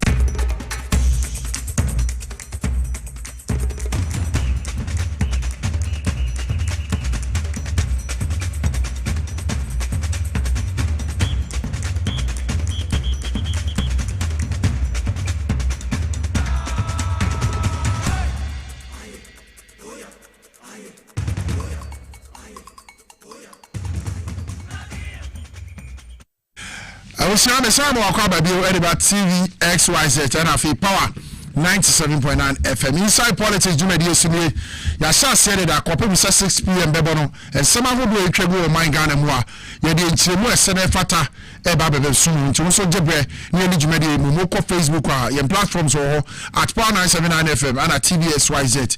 Nemu Madiko PMO YouTuber XYZ broadcasting. Nwabo Modia Jebre na Jumedi Koso and Sembi about him what him dia sumi and Midi and Obrempojng Yankopon Sha Memprenda. Yanto Jumedi in Simvemam. Mamenka say Divine Hope Center Eddie Adrobi Abedjama Soa Esa ya one who do be West Pain and man memena esa pulse, sexual weakness, low libido, stroke, also an menstrual disorder. So set Mika Divine Hope Center do amudia ba unfeno ochia herbal powder etisa yadeye nyina free water kura ama unya hode de bobra de etia ne se unsaka sachet ba ko a fagu wom watem na fe woso no woso na anu wahwe bu wanum no wanum na do yakodi dwuma de wo nipaduanim kan na se no se ansa na obenom otwea herbal powder bia no na wadidi ansa na watimi anom se do no na fe etimi aboa esese wapomdin e de amaw ukokofo dia Gapsin pharmacy ubenya bi ato ho cap herbal osinyane House of Drugs ya Shaman Boachi Asa Cape Coast Nana Boachi Eba Ewo Tema ana fe PK Gombila Ewo Tamale na fe wonseti miaka otwea heba powder Divine Hope Herbal Center for Edia Ba obetimi afre number si maybe a wo pebia tu na so de gu pharmacy shop ana so herbal shop no wato ha na wo metimi adoma ma obi etu aton 0591 565 557 0591 565 557 and 0550 639 037 na fe otwea ba powder no watimi abomodin ama wonsa akabi MPA Samenkao so busu ebo dawro say stay back stay safe campaign e koso se ukoto certain kabia dania to kwaso adania to area memfa gallon memfa pan memfa bowl se wo kwakoso fuo ni bi maybe a also da koyo bi evi say betimi apagya na to ekumo bibiara obeho eti se wo se tank kabia dani e di atolo kwaso dani dia two fia the obeye ne se obefre the Ghana National Fire Service the Ghana Police Service and also the National Petroleum Authority for normal jeoso na fe wo mo aya training say woman message media no be baba yensie say de be emfa oyeme bia emma temamufo a wo mo sa bia ho number obetimi afre so wo bra sa akwanhia yi bia si a wo hunu 0302550380 0302550380 kana shana so say won kwekuta no esumbu bebre esim petrol 1 gallon ebetimi ayu efri abrabo we mu ebisa touch media ni so dia ma wo power na 7.9 FM na TV XYZ dia yem ko power specialist eba hospital for so yem fembra ebisa eno ne papa a esayare ye yem ko hwe omra wo mun semo omo kan ye be touch media ni so dia ma Power Specialist Seba Hospital Dodona Fayen last stop yo Kumasi won crime and I water cry the Kumasi Fiyase Yeni Jasper Flame Station di enhwanimu wo aputo ja contrast kwan so Lake Road and I wo akra wo kwabenya ACP kwan so ne block factory no edi enhwanimu na fita krade wo Anaji Estate Customs Road Yeni single watching be no di enhwanimu ye numbers no ayemiensa famu bia ne frey wo fra branch na ebe no neama direction ba ho na wa baji wa yaresa numbers no 0555 797878 0200 383831 and 0244 544422 Monday to Saturdays and your day Sunday penny day juma even holidays say juma or your branches in to be obia as a holiday nimpo or jument to benya kwanya wo de bra wo ba lab papa bi o hia sama ye obey division mu so hia sama yes kanu hia sama ye extra yes ani mani nyina wi ababia wo bia empo na wo UK ni US ye hihye wo musa komodo nti so Ghana ha na bia wo libo wo takwa wo pando wo ho wo ye sama boy babia wo bia hihye wo ho a brano sabetimi aka wodro na so treatment no aye smooth di amount to dia bra fire de ne brown fire de ne ma ensan fa nko the brother said it's a baby I make sure say yen treat just symptoms ya tackle the cause of symptoms no etu ade no ase ama hoto nyame adom ayaresa e power specialist herbal hospital and then they kan a wo hwe power time tieniye what test hepatitis B positive sayade we yade ba ko obodi pe edin ba obi adwene mu eye power specialist hospital sentini se nyame adom yen de wo aduru a yade sayade we etu ase ba bia be ko bia yese o yade ne ni aduro obi se ni aduro to akotena ba bi na no se what test positive no aka cho se wo so yade na so de amawa dwane tumrika bra power specialist hospital sana Oliver no asha se essay Mr. Pa enko sewa daji o baby hepatitis B die ni master aye power specialist hospital nyankopon adom ye ne wadansidie aye chesa empire re no ye wanu odu edi to ase ya gia wodo Ghana eni amonone wona wodi adanse o TV so no radio so mo report before and after treatment e kan ho edi kire obi ya ma obi ehun adansidie aye wo enti agia baso bo bebre power specialist herbal hospital enkrofo fa ewiemhyen wana wo UK US ni ade ba biru so mo ade hyemu magi no de sande omo na resource papa omo de ba no e ade hye nkurane ti say ya wo say ya okunu say ya obasa ya onua bi sa wa test hepatitis B positive na so hyede mo esu mu nyina mo nsuru gojam say ade we de na wie ya no a enne ye kanfo power specialist herbal hospital di amount say ho ni ba bi a wo kwa ya de no be fu mojam oba anya so ka so hepatitis B no ania mo odo da bi ye be ye profile na confirm sampa ya de no kra wo ka ho asam no ewo moja no mu oba ye liver function test oba ye viral load count wan ka so bo hu na mo do a ewo moja no mu wonu mado no kakra kwa ni mu a basa ye bi be hu be so atia kodu na amawani da so hye nkwane se ba bi waba no waba the right place nyame ya dom na okoye biom no say target not detected yemfa no saa yenimpo e besa ye profile na confirm sampam wan ba hokra ye de enumojam ti yen ye kase treat hepatitis B ya de no ko negative a ba bia be kwakoye lab bia no e negative bon ma beba no waseme kwa ha ne yesemo ya de no me ko ye say negative afi me ko minya adwuma me tu kwa me kware me ko ye medicals ne say hepatitis B na saba hepatitis B ya de no enko nsa tieniye pa enye ya de a wunya no anyhow yes obi hu fifire kan wabenya bi wuki so obi abenya bi unu obi anya mpam kita odi abenya bi sense and transmission no a true body fluid anya no kre tieniye pa baby obokwa kwate sasem no bia obi okra sa ya de won so so ye oba na bema enti na braso so ware obi ase ne power se de bi onware on person de ade kwa kosa obi hepatitis B anya sexually transmitted disease tieniye pa emu obi ahunahuna mu obi anadaw Mr. So test hepatitis B positive fa tumrika fabra power specialist hospital yen ye nim yade ne sede yete yen nyame adom ma yeduru a yede sa yade we etu ase emu obi ahunahuna emfa hye wadwene mu si ade no ya wutase yade akyen na wawu unu obi didi na wanya bi anya sa nete nti so person hu se mu yiye na pese yede de fu moja mu kra ko negative fa baby akopɛ sɛ so do ani kyerɛ ɛyɛ power specialist herbal hospital ye Kumasi won crime ɛna ye wo takrade odi no ɛyɛ fat liver ana ɛyɛ liver enlargement obrɛbɔ no srade ada ho obrɛbɔ na ho no ama ɔyɛ fu no ayɛ kɛse ɔyɛ fu no ayɛ dendenden obo kra bɛyɛ no scan bɛwie no san wa sites just nsuo ɛsa ta ne afu no mu na ne nase nyina tata wani ayɛ very yellow wo jonso a Johnson ne te sɛ Lipton ana sɛ Coke tieniye pa Mr.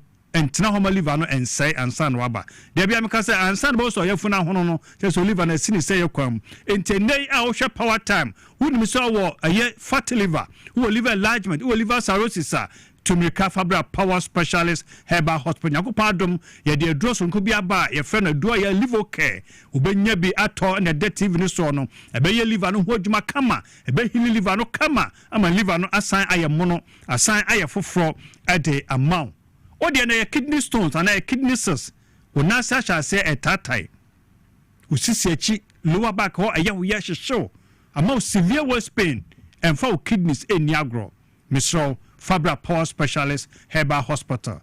We ya bema o Johnson sma sha say eye basabasa. Da bia me kan mema ye ha kase pa mu ba ko aye Johnson ho nsam. Enye ma de sa Johnson problem na ba the dos. Da bia me ka say enye Johnson tentem bia na ye diabetes tie ne ye pa. Diabetes our sa symptoms no na ya de ahodo bebrebe se numa na se nsia e wo the same symptom. Johnson baba na wa ya se nyina timi ya o ya. Wa ya so ya say tan. Johnson ntimi mba. Watch man sana Johnson aba Johnson aba no bema mu ya oya ahyehyew wo Johnson wi atenka sa Johnson bi akam wo Johnson wi ni moja di akiri wo kwa de aba ni nyina ye moja nko a e bia ye prostate e betima your bladder that is cystitis e betima your kidney betima your ureter na so urethra e bia ye untreated infection gonorrhea na syphilis bia baby atwamunya na fena susun sanso na ba entina ba ye mfiti prekopa ma wadro symptom ba ko abaka no e behwe niam e betim the same symptom no aba ne hu the cause of odie no since say the same symptom we no Johnson ho asam no obi dey ye diabetes obi dey ye prostate obi dey ye way enti ahwe the cause of odie no a ne attack the cause ne atu ade no asam ho ato me say number tin 0555 79 7878 0200 38 3831 and 0244 54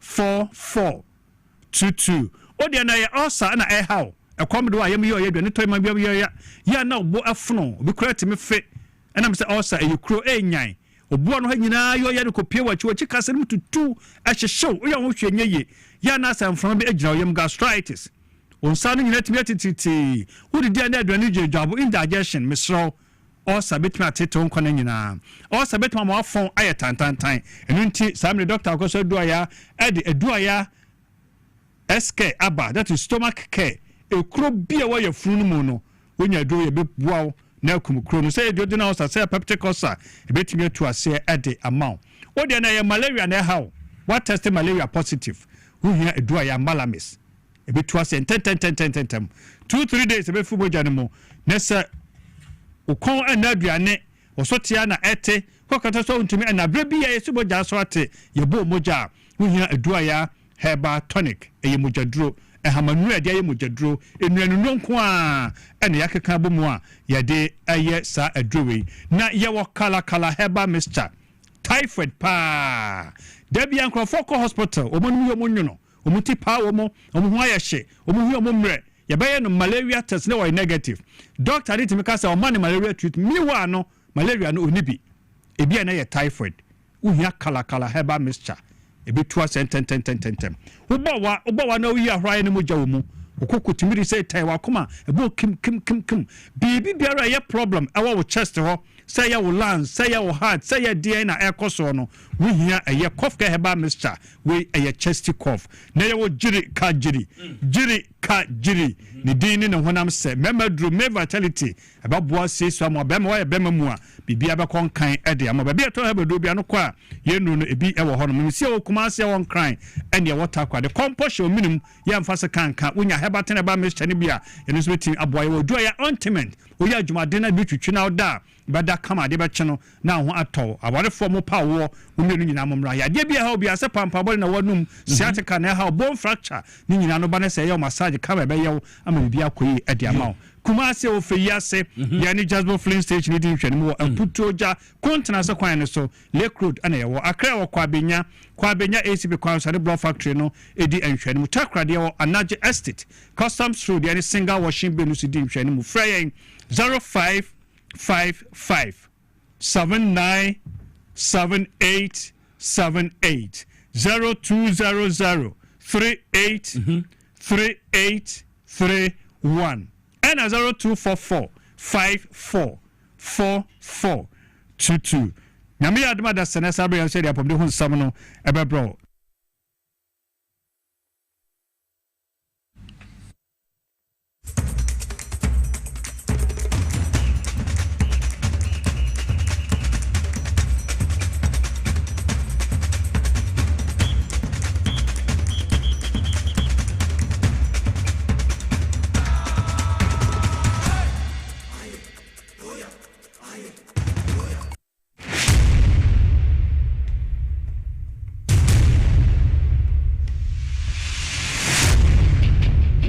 Every human body mass should have at least 60% water for optimal performance in any physical or mental exercise.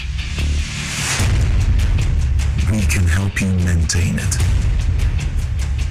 naturally.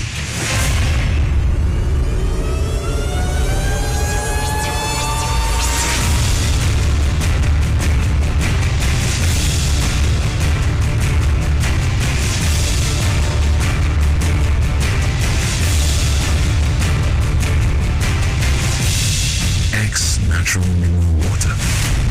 Simply natural. For bulk purchase, call 0596 273 546 or 0596 273 547. This advert is FDA approved.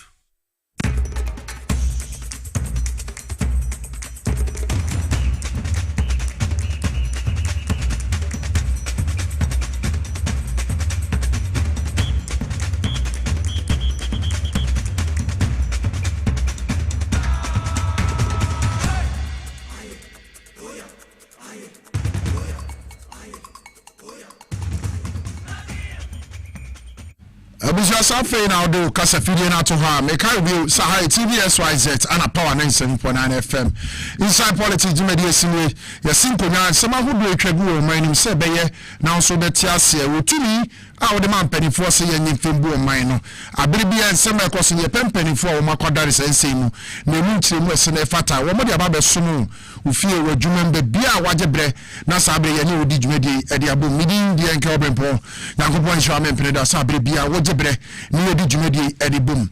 Yet twice the amount, Ewahanameka was on the 1st of May, Power Jackpot, 15,000 Ghana cedis. 150 million old Ghana cedis. Me ba cho uba be diska. Ti bo modern channel so se sa akonya kese we wu mfamfam mu. E bi se wo a wo hwe me, wo a wo tie me sabere ya no. Ana me pesa on the 1st of May e be bi din no na aye wo din se de beye na obenya get cash kudi e de asa ho na de di May day no ana workers day no na etimi aye de e de ama. De tie simple. For phone sabe ya me no de kase ya na dial sa code we star 274 hash star 274 hash and sa code we and 150 million old Ghana cedis CCI 15,000 Ghana cedis e wo mu a ube deal on the 1st of May. Simple and ya de heading wo dial star 274 hash pe no wo follow prompt no de beba no say select options no beba no select option 2 and your power jackpot utwa bako bia ticket no 10 Ghana cedis kai na shane so say dodo a utwa no me bia konya e de maw say 15,000 Ghana cedis e betimi aye wo dia on the 1st of May aye workers day na fe wetimi e discard ya shobotom na want to ye pa enti star 274 hash any sa magic code e be ma 15,000 Ghana cedis on the 1st of May na me pese wo a wo hwem sabri wo a utie mi ana wudi eye sa sika no kai na shane so we celebrate your hard work, celebrate winning, celebrate May Day in Power Star. Magic code no a star 274 hash na wetime disesi can be on the 1st of May. Yanko na fe yene semester vita for enkonkodin kumo. Womu go bebre. Yarwa wo do a esa inipa. Yanko tie o munko ne so o de nam kwan ya o fa so afutuo ni nkyerɛkyerɛ o de ma temamufo se be na abrebia ye benya hoden e de akoye nyuma so e de aba oba fefe ewe ni mu akwaba mejo so Obrempojng na o mute sen erade adomo crying mo amoye no cry se mo nyare okay and so Ghana for nyina 8 semester vita mu dwumadi ahodo a edi yarwa ahodo a esa ya ready yeti me da se abusha fo ebe wa mo aha na adwumpo ene ukada na cement vital herbal mixture ne capsules and afei so Prosecutor powder is tested and approved. A dry ajatum payufu ajatum asense and untina yeti fidi kese swa de bia ye ka ho asem na mesha ase no media seda sonko ebema wa de bia wote menka na woto anamo na wode adanse ne ba dodo na na de adanso bibi na na ba na wonfa wode maya na chese enen so ye eda foforo awade aya wo hu yen na wo hu me e wo TV so beje screenshot na afin so wafa number no wa save ya wo save ya betima save na gan say drone and Messi road the entire fire no ebe ye adwuma ne kama party amount enu ntina enkran for etu din ana bone samane say ye frɛ no agan cement vital herbal mixture ne capsules so edui dwuma de die ni say eye ye ntini mu eye ye nerves mu adwuma eye ye ntini mu eye nerves mu adwuma metima kan sipi e de show say samre ame no ka say de yehwa ya de ahodo na fire by no ejina ye ntini a ntini mu asisie ye nerves a ntimi nyina so nya adwuma yie ene nti obi ho no ho ano na ni kakra wo so ne nsa ba bi obi ko ho ne ye mo ho ano ne ye funufa awoso ne kakra ho ano ne tifa awoso ne kakra na ye mpe mi hwe say wo sa awoso no woni pedua no wana ye say woni pedua ne ka bibia chew wo nerves no e bo nka ye say bibi ho no ma atochi ma woni pedua ni mu a e wo say wo hwe na wutu ho anamo na meka no masa ka ne say ade bi e fa ya bia no cement vital herbal mixture edi mu tintimman inti ade bi ede ya obrɛ wo hye ne nso sɛ ɛyɛ adwuma na wo ye ene de ya wabrɛ anane ma wo pagya wakɔhwe ase wo ba bi tutu anaya ne wakra mpo bebre bi ti sɛ bia ulcer anase typhoid etimi body yaw etiri kase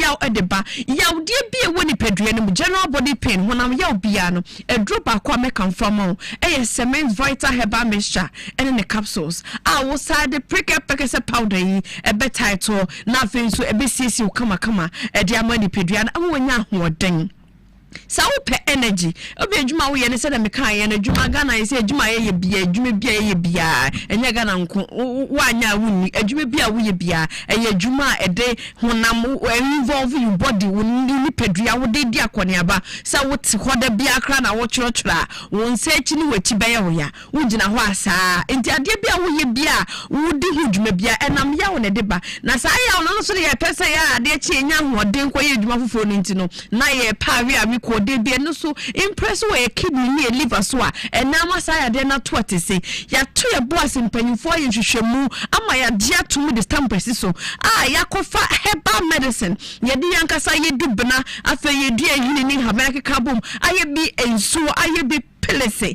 aye bi so powder ye de ebo etusa ya wonase cement vital herbal mixture and the capsules and afin so Prosecutor powder Pension Company Limited akofa bedwa so no sa ebeyi sa wo ha we nyina e de afi ho e de amount na nse ni aba ne so obi apɛ energy enti ene kakra energy drink time any kwan se no mpa no tutututu wotutrotro bu na trotro driver na wonum ni mate ni bi obi a wokɔ adwuma onum bi sanse onya energy a obetim da kɔ ba adwuma e wɔ adwuma me pa kyɛw se no pɛ na wo hia de a cement vital herbal mixture ne capsules e be di se adwuma na ma wo fa bia de tie a obegyina wo nan so eno any side effect bia sanse nema ye no nom caffeines ahodo wo medon so enti no echi na akoma ye ulcer na kai na hye ne so sa dro bia wo num bia na ade bia wo bia no se emwo ni pedua na efa kidi nimu na ansa na asone so afa ni pedua nim enti wo nom ne bone asabe nema no adin a ema kidi ni na adwuma mo oye no oye buru na ho odin so ntenche bia na esikiri yade e na adoso no se eye basa nyama no ho oya honam ya ho etutu ni adede a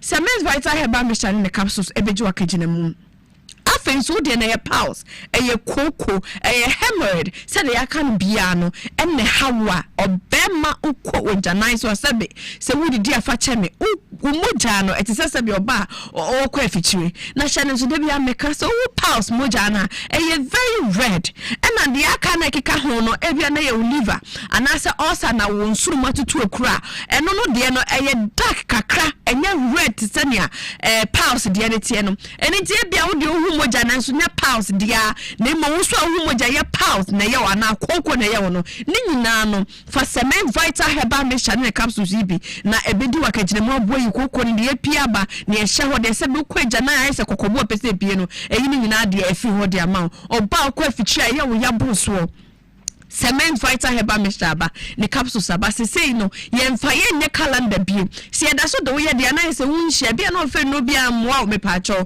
kope cement fighter heba mishane ne capsules ni bi na no na ho beto e bia na wutime nka already so na wuta se na he e na obenye bia to o mai mu hade pharmacy shop ana afi so heba shop bia be remu lances chemical shop obebo remu mu ni bi no na so mo ya ka echi no mo nte yenka ana number na me de ma wo no fa na frɛ yensisi a ye becho ba bia obenye bia beto na won kra ha na pedu atu aton dia e repart ventures na hyene nso ba bia wo ye free ba bia wo te yenka free e wo Ghana ha de 60 region na ya ba hwete ho na hyene nso ye twapo Nigeria ji Ghana ye koyeti kra na so ti Ghana ha na wo fa bi no ya na se o ya ka echi ye number na 0244 718557 0244 718557 and I said 0500 888890 0500 888890 and 0241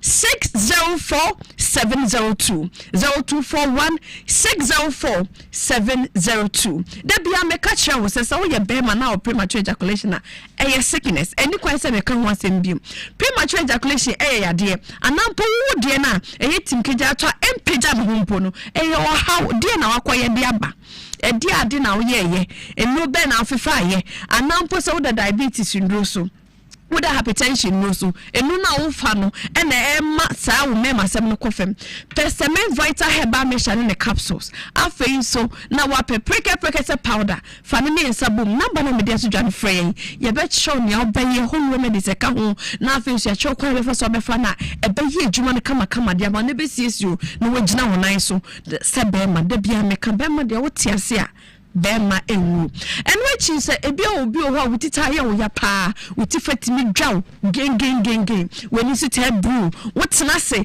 now wo so ready see so mu me pa cho preke se powder ni bi no wo diabetes wo hypertension wo de ne se ne ekosro na eba fam na anadwo wo dakra wo so bi da won chai me say hypertension for no mo de very low no put de kra cha hwe me pa cho preke se powder bi no na mo na stabilize ne man fam oba pem from bi ebe bo boost immune system ebe mo energy ebe mo ahoden so nko ama mo ja no so abayi wo yo bi o wonom na se wo mo ja so taate ana wo yo ba bu nsa eba bro so na afensu de bia wani ase ehu ya wa efita wo na mana se wo to aso ya preke se powder ni bi na cement vital herbal mixture ne capsules fa na ne se nyina bom na nonom ebe boa wo na bo se mo ja ne beba kama de ama na afensu de wa ha de nyina efi honom de akọ ye ba ne preke se powder na apim for nom enkwadanom obi a wo yare apesa wo to ntam we fa bianom na eba no cement vital herbal mixture ne capsules na wo wanya 18 years obetimi afa bi opim for ntimi num bi abofra wo nyanya mfie di nwotwe se de medi kankan no so ntimi fa bi na edro yi esiesie mema so your ba na se bia unibido no wo fa ma me pacho obefa preke se powder na afi so cement vital herbal mixture ne capsules no wo dia bom na wanom hye ne nsuma me se repast vintage ene tududo na aton won kran ha enu echi he de ega na ha ba bia ubenye bia to obetimi afre yen e wo 0244 718557 0244 718557 and 0500 888830 0500 888830 and 0241 604 702 0241 604 702 Debia meka say your health is your wealth wapom den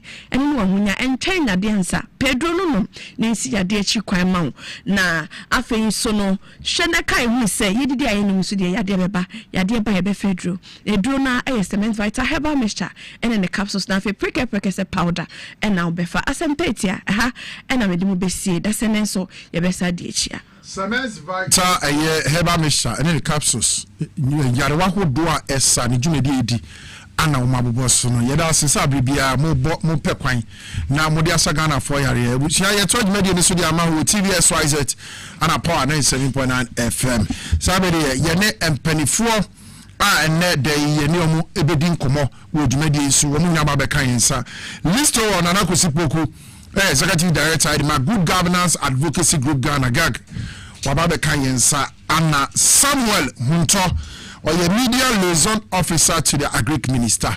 You be try ho aba inya ba penifo me ni atena se semo aka no ye ba be biem twen.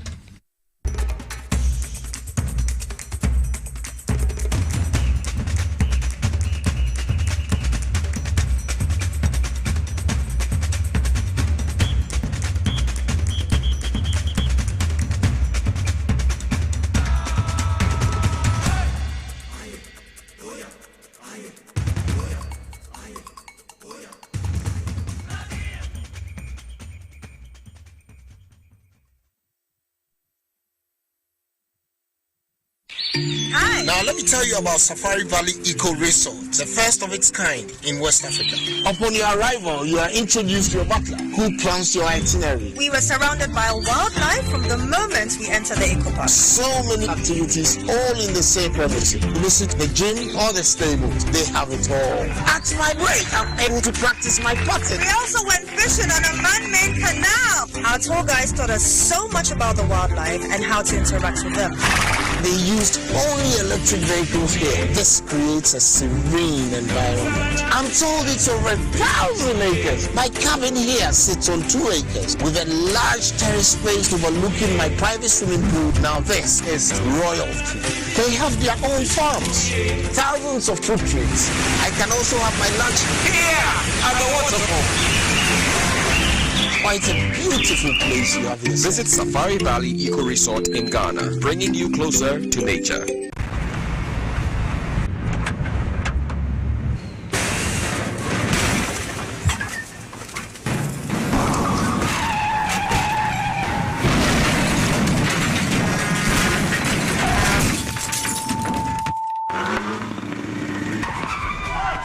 Stay back and stay safe.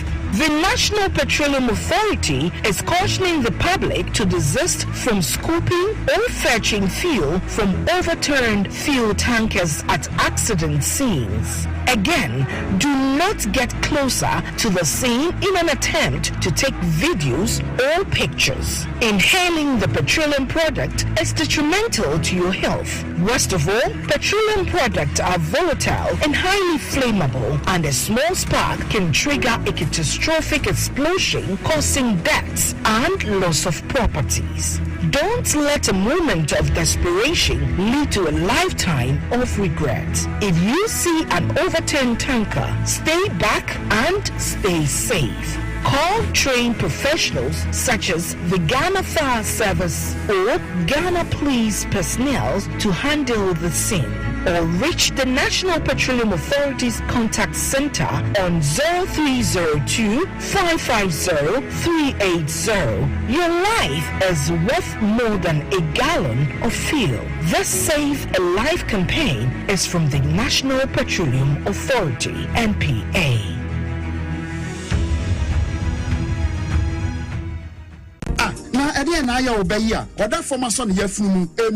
Oh, Mr. Entry, also ya titi mi benfie pi nanso ni yamu nyono da se me chiro no ahodo amato a me hunu hwe a ebe ya nwanwa menyi ni se what ulcer tamfo hexa capsules any hexa mixture yanum bom kotia ulcer no bia ma no anom anka no ho to no dadaada ulcer dro de eno any hexa capsules any hexa mixture akom ni nchiremu ulcer ye kura eto ye funu ene ensunu mu etuma wo ye funu ekeka wa wo gye ho a enyi ulcer etumi ema wo ye cheko ebra wadidi awie so how eye ulcer de a compare hexa capsules any hexa mixture nanum bom na ho ebeto pedudu etu a ko okanshi drug lane kumasi dani herbal takrade AA Mensa anafre 02038228855 apefo abatan ya wama won mofranofo ene mofra woni mfiedum yeno enka ho Haxa capsules and in a mixture. Ulcer tamfo FDA age adwadie nkrato yi atom.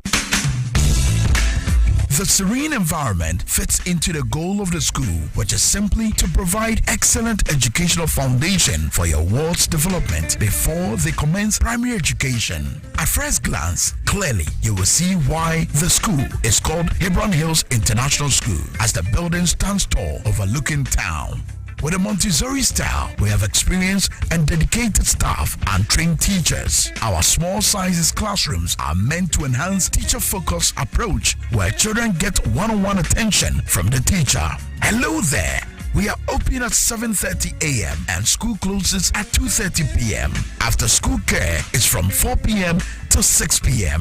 while early drop-off can be arranged at 6 a.m. Hebron Hills International School is located at Midye off the Nsawam Road. Locate us with GP postcode GW0688 Ga West and GPS code 06884870. You can contact the school and make further inquiries on 050-876-2375 or call the office directly on 0302-918768. Email us at hebronhills.school@gmail.com. Hebron Hills International School. Excel and shine.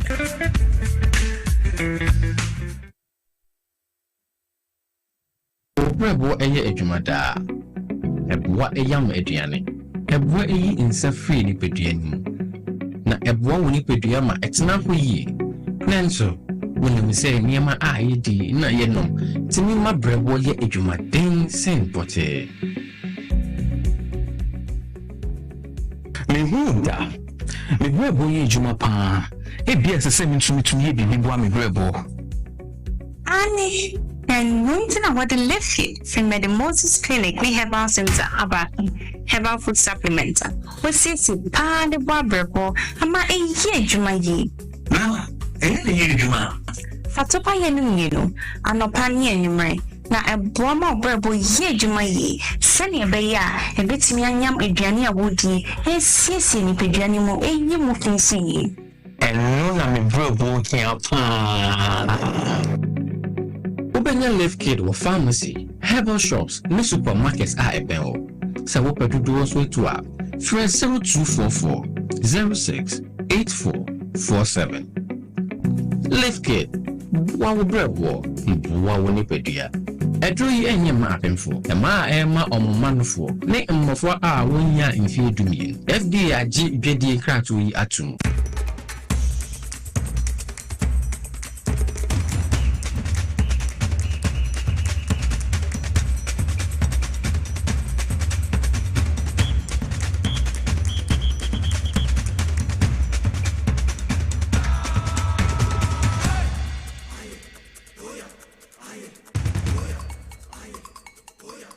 Mesama okaba bio medase se uguso transi ebedi jumedi abum high TVSYZ and a power 97.9 FM inside politics jumedi ni fisa be kopem 6 pm bebo ahye jumedi na se abrobu subia ensema hodo de ebetimi aboa no man na fa ntema pa bedi efra sabre ya yedru so no de yene empanifo mienu ne nen komo aka no ye ba be the list one na kosipoku executive director edema good governance advocacy group Ghana and afei Samuel Hunto media liaison officer to the agric minister penifo mienu no matenase na afei ensema hodo aka ne ye ba be biem na nso wanya ho ntiase mamenka yo se mekasa na esukomo demia nsu ya metai nom ana nsu da bia menom ex natural mineral water edentia ekuta nuane no ahodo bia ensu papa bia nya se be mani pedua no etimi enya hoden akona nim tikai se fi na de ikri obanom nsuo woni wabusuo ni nyina e wo se ye ex natural mineral water wo ye wedding wo ye party bia event bia nipa dodo na be babi no pa chokai national nsu se nsuo a obetimi dia serve ama bia nya hotoso enya nigye na ensukomo ede no wetimi akwanchi yie no ex natural mineral water okọ melkoma ubenya bi ato minimat bi ebenwo e wonso ubenya bi ato bebi na open dodo na so de good shop no ato frɛ number si on bejo so no mama obi etu atom 059-627-3546 059-627-3546 and 059-627-3547 059-627-3547 na fim setting aka ex natural mineral water simply natural marenka se an enterprise at the Victory Garlic Minister Bedra Manso. na dwuma di yɛ simple ebiebie wuntini mu baabi a esisi ma mogya nya kwan di afrisane wɔ nipadua nim sɛ de bɛyɛ na abere bi ayare etimi ma metena wo tu yo bi a wonsane wo nan taye titiri wo bi a wo yade kakra no wabrɛ na wo kuma ebo kim wo bi a dizziness na etete wabrabo we draw a victory garlic mixture to make na fe wonsa entimi enka de wo kɔ kanhyi ɛyɛ kinsu wɔ kwa benya bi atɔ ho na mmom open do to a frɛ Anian Enterprise for ɛwɔ number si so mo nyo so nya ɔmo ma obi 0201293280 0201293280 and 0242545633 0242545633 na fe wonsatimi aka victory garlic mixture a ɛyɛ Anian Enterprise ɛde aba adwaman so bisa yɛtoa yɛndwumadi no so de ama wɔ ha memfa me mpanifo ɛnkyerɛ na fe yɛnhyɛ yɛnkɔmaseɛ nebohu na umbom tisane ewu ani mehefo so da no kan pass se de bibia yedinti no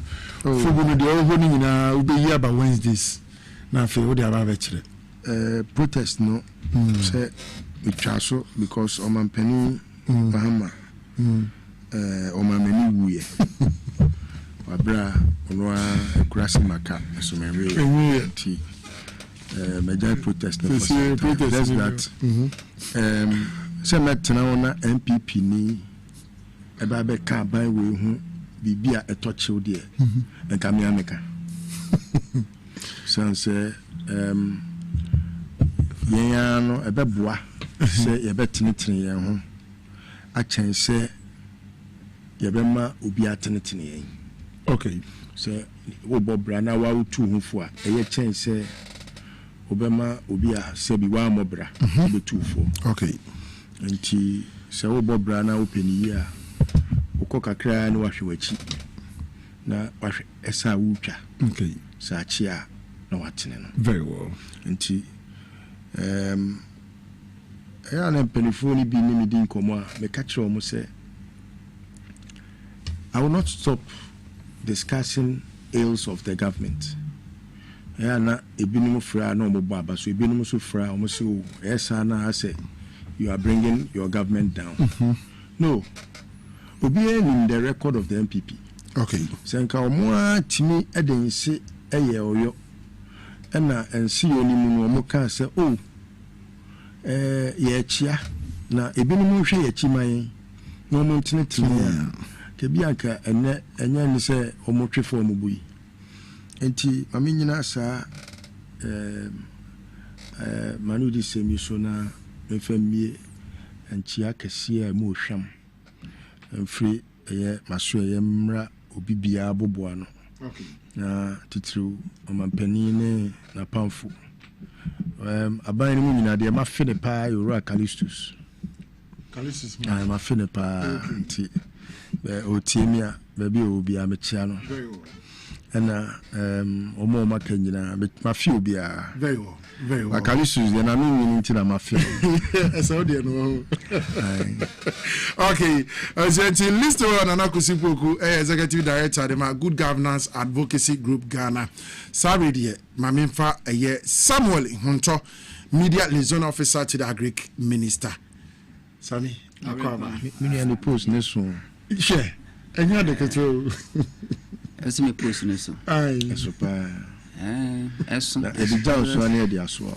because ofa agric ministry ministry bia hu hia ba ministry hu hia pa ni agric adentia si anya sika nsi school dan a ye be pa aduane adi di wako school di wanko school nyina didi okay di o sika ni di o sika obi adidi okay when did you na be yare ama health di o gina court aya ye kusi no awo defend ne ho ani di o si obi adidi enti aduane die se ni pa we here na ntimi fe nyi ntimi mi fi enti ade hu hia papa ewe de we osi bubo mu se na nka ade aya sepa na ba ya na osu di mi akodi fufu minu ya ban central libya anopa sorry obetina morning shows ni se lu didi a when di no kodae na ade cha no pan so de come se bi okika nse mi by the time morning show no kana wie na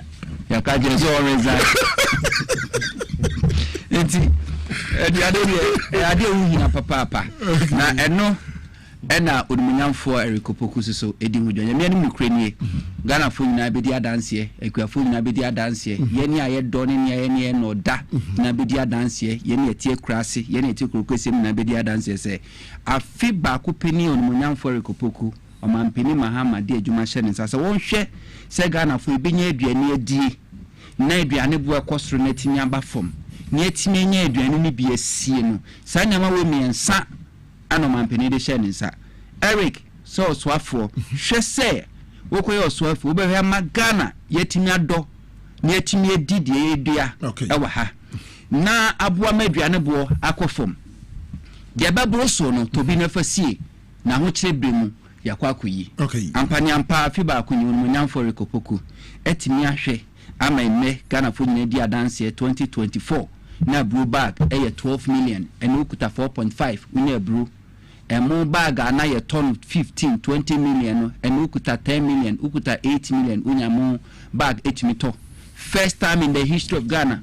Yes, first time in the history of Ghana. Professor Mills National Football Pastor Company 2010 say young Tony and fancy ahochrebe na yakuyepie no. First time in the history, I feel Tremo, National Football Pastor Company, 300 million of mampeni de mono, and no matimi atomo, ato blue, ato garemu warehouses in Yama, ama fede almost ankra only warehouses, so omu fan from a monomontoni and infancy.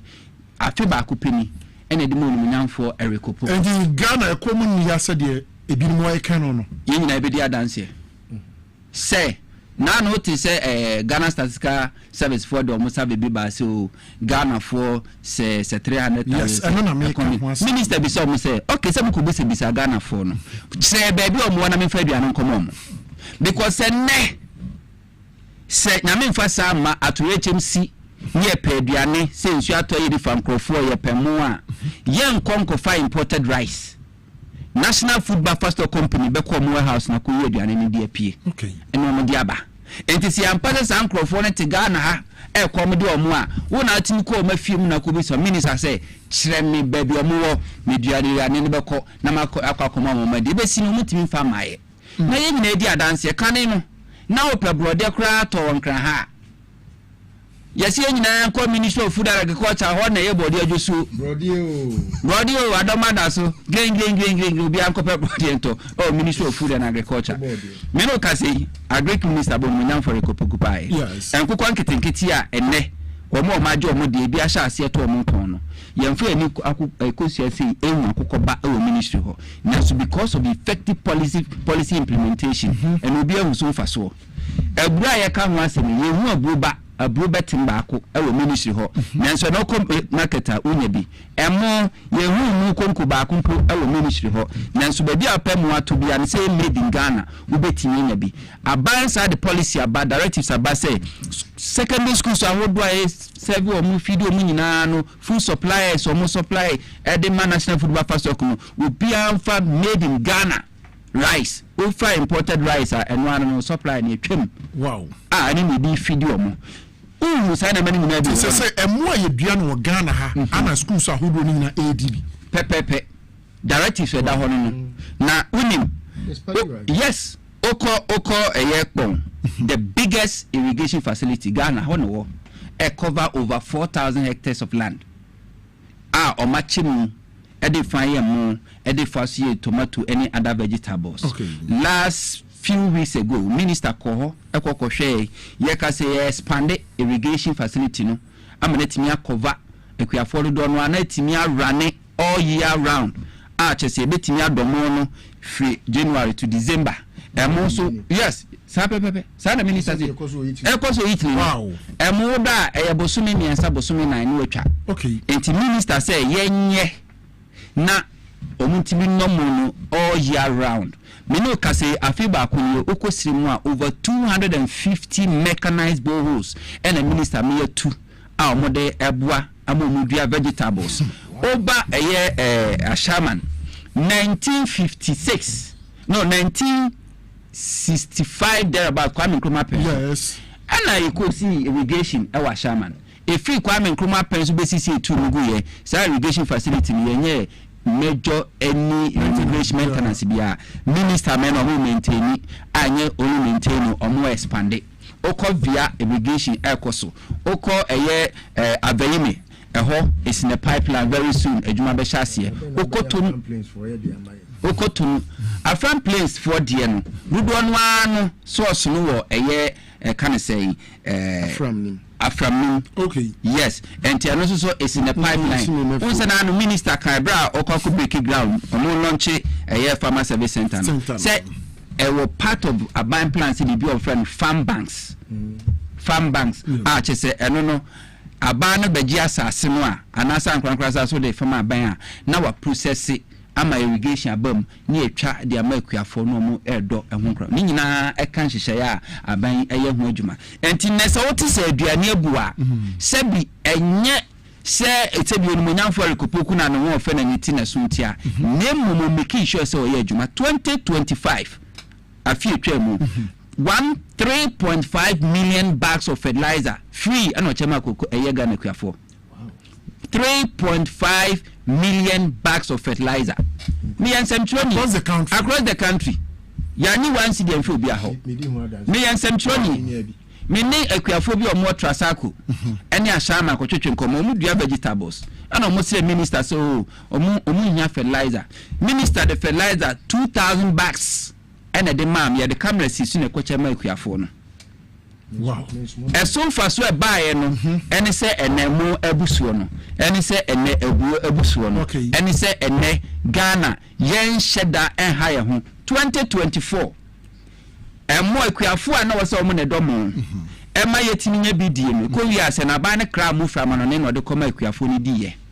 Once an annual auditor general report about a year brand champion in boom. So you have a crime will be defined. Yes. 2018 and the planting for food and jobs. Yes. Yakoeko was considered 2,800 metric tons. Yantimi and Triaka 2024 Esako Eco was eco considerable. Sir, can you so almost can you some president Eddie Akoto and a Brian so president. Yes, Eco was 2024 Yantria 2018. Yes, Eco was 2024 considerable. Eco was yes what the Bamayan. Burkina Faso aban ECOWAS aburu nyina so kipini nyina Burkina Faso so ja aban so say o ma kwa me for bru betim enfri home farmer enti na man kanyesa 2024 ke sa GB at the babet very well Sami said within 1 year yes and the secondary schools omanya aduane within 1 year national food buffer stock abodi be a friend national food reserve okay thank you said you can ebuabuso emuabuso but beye busumi eneni na wotwentewuni babia na wo man Ghana ekokofa ne tomato ti se Burkina Faso ebeka se yakura yetu yapunu se ye ma eho kwan amuriya mura ha because your factory ayankasa kra betimi process ya de na afi yetimi nya ne pe wo mu na hu se the agric minister etu anamo ba ko mienu bi sure Ghana for ubetimi abie mu ede na wanchise ebe na ababeto asa na minche obuminia Burkina Faso fotu sa na mo no minister wa me na no ankyere se ofo asa na so ofo asa ba bia me be ne pa sebi o kana nim sisi kura mi de o dwene no timo se no nyamfo ne ni age uni bi ntene ni age no adentia en hihye odi egu akwan mu no oba e nyina ne hihye nyina ne se sa tomato ay imported ba no yebitwem otna ubaye no tna so no bisa mpanyimfo se Ghana problem is ye wasase chen Burkina Faso ye wonsuo epokura twa ho ahia tiade ntine kokra tomato de ba statistics say every year Ghana entosia ye die no is about 810 metric tons emedie the dua wa Ghana no is about 500 and something the credit ban is about 300,000 na no kra nye se ye kuafo ntimi no ye kuafo ntimi do nemum ye ntosi na ye dua wa hase no omo kire se ensuo na wo ni doso okay entintosi ne bre na wo de to wono mo acha nansa na pro Burkina de ne de ensuo na wo mo ni noso fiber ni doso ntibetimi ada ho na wotwe miyinu witimi twitwa krawe intiama Ghana for a developing taste for Burkina Faso for there no na minister so okay sanity dia any mpenyufo a mo ya research na mo family mo ma improve seed o metimi develop improve seed no kra ede eso kra sene Burkina Faso die no wow menu ka sei afi atwa mu minister mo makwa kodua ewo wenchi se de be o metime nya na ba na dodo no mache enti last year minister kwa agogo wodi ntosi abani bi ebi di oba pa wodi koma akuafo ewa agogo na di abani yesesi ane se once enya improve seed no akuafo how ba ko ne se ntosi ne so a anase bre o munya atofo enti do ene se oba community ne de ntosi abani mamoa na ya ma obi a ntosi ne so a obeti mutia obeto de amamu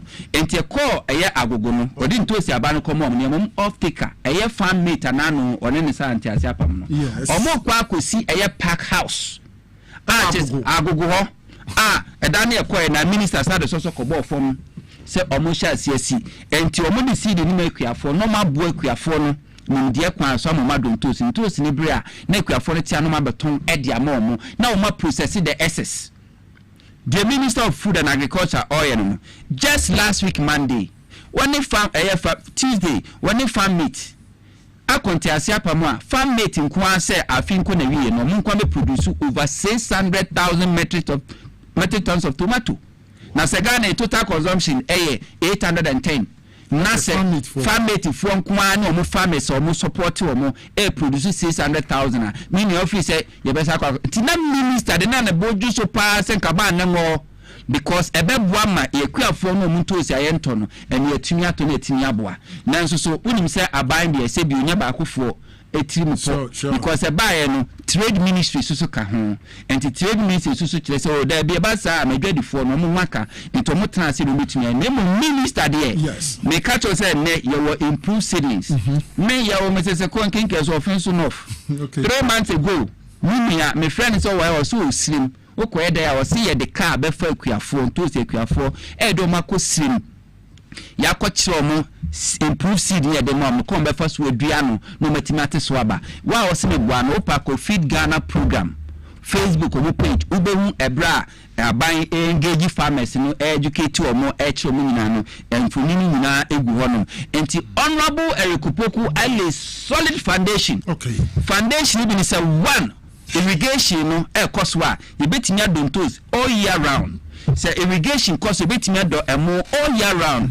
Irrigation cost a bit do Jenny all year round. Oko Ashamana, Jenny Panomodo. Irrigation cost a bit do Nkrumah, Mako all year round. And to giving itself up to the end of this government term, 2028. Not tomato importation, near Timel Unity Ediafro. That's the Nyama, a minister, a tomato. Samuel Hunto, media liaison officer, a agric minister. Ana wate say watchere sanse mi media mani agimo because tomato ni nsemene ba no na eham not knowing na to say agric minister wa fa ho adwene kra deda ye ho hyehye ya wo hwe say saade na ebetimi afre obi so ye to adwumadi ni so de ama wa ha power 97.9 FM na fe TV XYZ neboku me sha se afi won ya to aye nkomodie ni so me no de kase ne de ya the New Patriotic Party akoku PMO sunyane Bono region ati omuhogu mountain so say I say to me ayede ma Ghana for the NDC aban no 2024 so mo mehwe na wo man no mu bibia nko yin ase wo mani nia memuru so nemum e kame aye say so obi no bebo wakra no a na security agencies akwakoche no obi na be ye hwen ni akwakoche no enti eno wo mo use political power e dey intimidate wo mo MPP for sense me minim se what be ehunu bi den na wo kan dia fa ho okun idea edu be bia na asem mpenipa na nipa na ne pene ho asem na se ya den seyo ne no kredie bebo ye bra na ya ja akwadworo suban na senator kan okwadwofo be contact ya nchen na wakosua na kwan na nka wohunu nyansa na waja jimia o jimia na nka sebi preduasa kanipa betumpon wa brabom MPP pani ntuti wana sene wu na wunim se MPP ama yuku no ye ka party a sebi timidi tu ne ho say ye nimdifo ena ati amayokuo ena omo fred dom say monfa ntoma mebo nimdifo ne ne nyansafo amayokuo yenso yentoma no enti se wusa no ena nka wo hu say na MPP ti a nka wo betimi aka MPP ho asem papa bi da assessant MPP assessant ana me yase yeba se yeba be kan se unse time ya ye de be kan MPP for asem kami defer time ma me nua asame de toa na dwuma na oye. This is the biggest opposition party or my Ghana ha one more de or complaints be go say abanye although NBC and security agents abanye and they are the biggest waste of time. Let me tell you. Yes. She said fun we are bay. Yes. Nkwala sebi. Na omo maami ne tu omofo, omo papa ne tu omofo. Say we join America MPP. NDC there. Amobra Antobrofo. Rollins we within na kwaku baako the front page of Rollins e maami wata. Say ni sanu mani o ma na e kan fa Rollins ne na Mayoko NDC ho ni nyina no. Say maami bia ni obetimetu ne bafo. Akwala bia ne best friend na dafo pa ne yonko pa o ne boku shiata frɛ ye ne phone. Enye akwala nko mpanifo say obi a wo dana sori a the first idea wo fa ayo phone. Ukodware kura wo de ko. Aya bia no anya ko.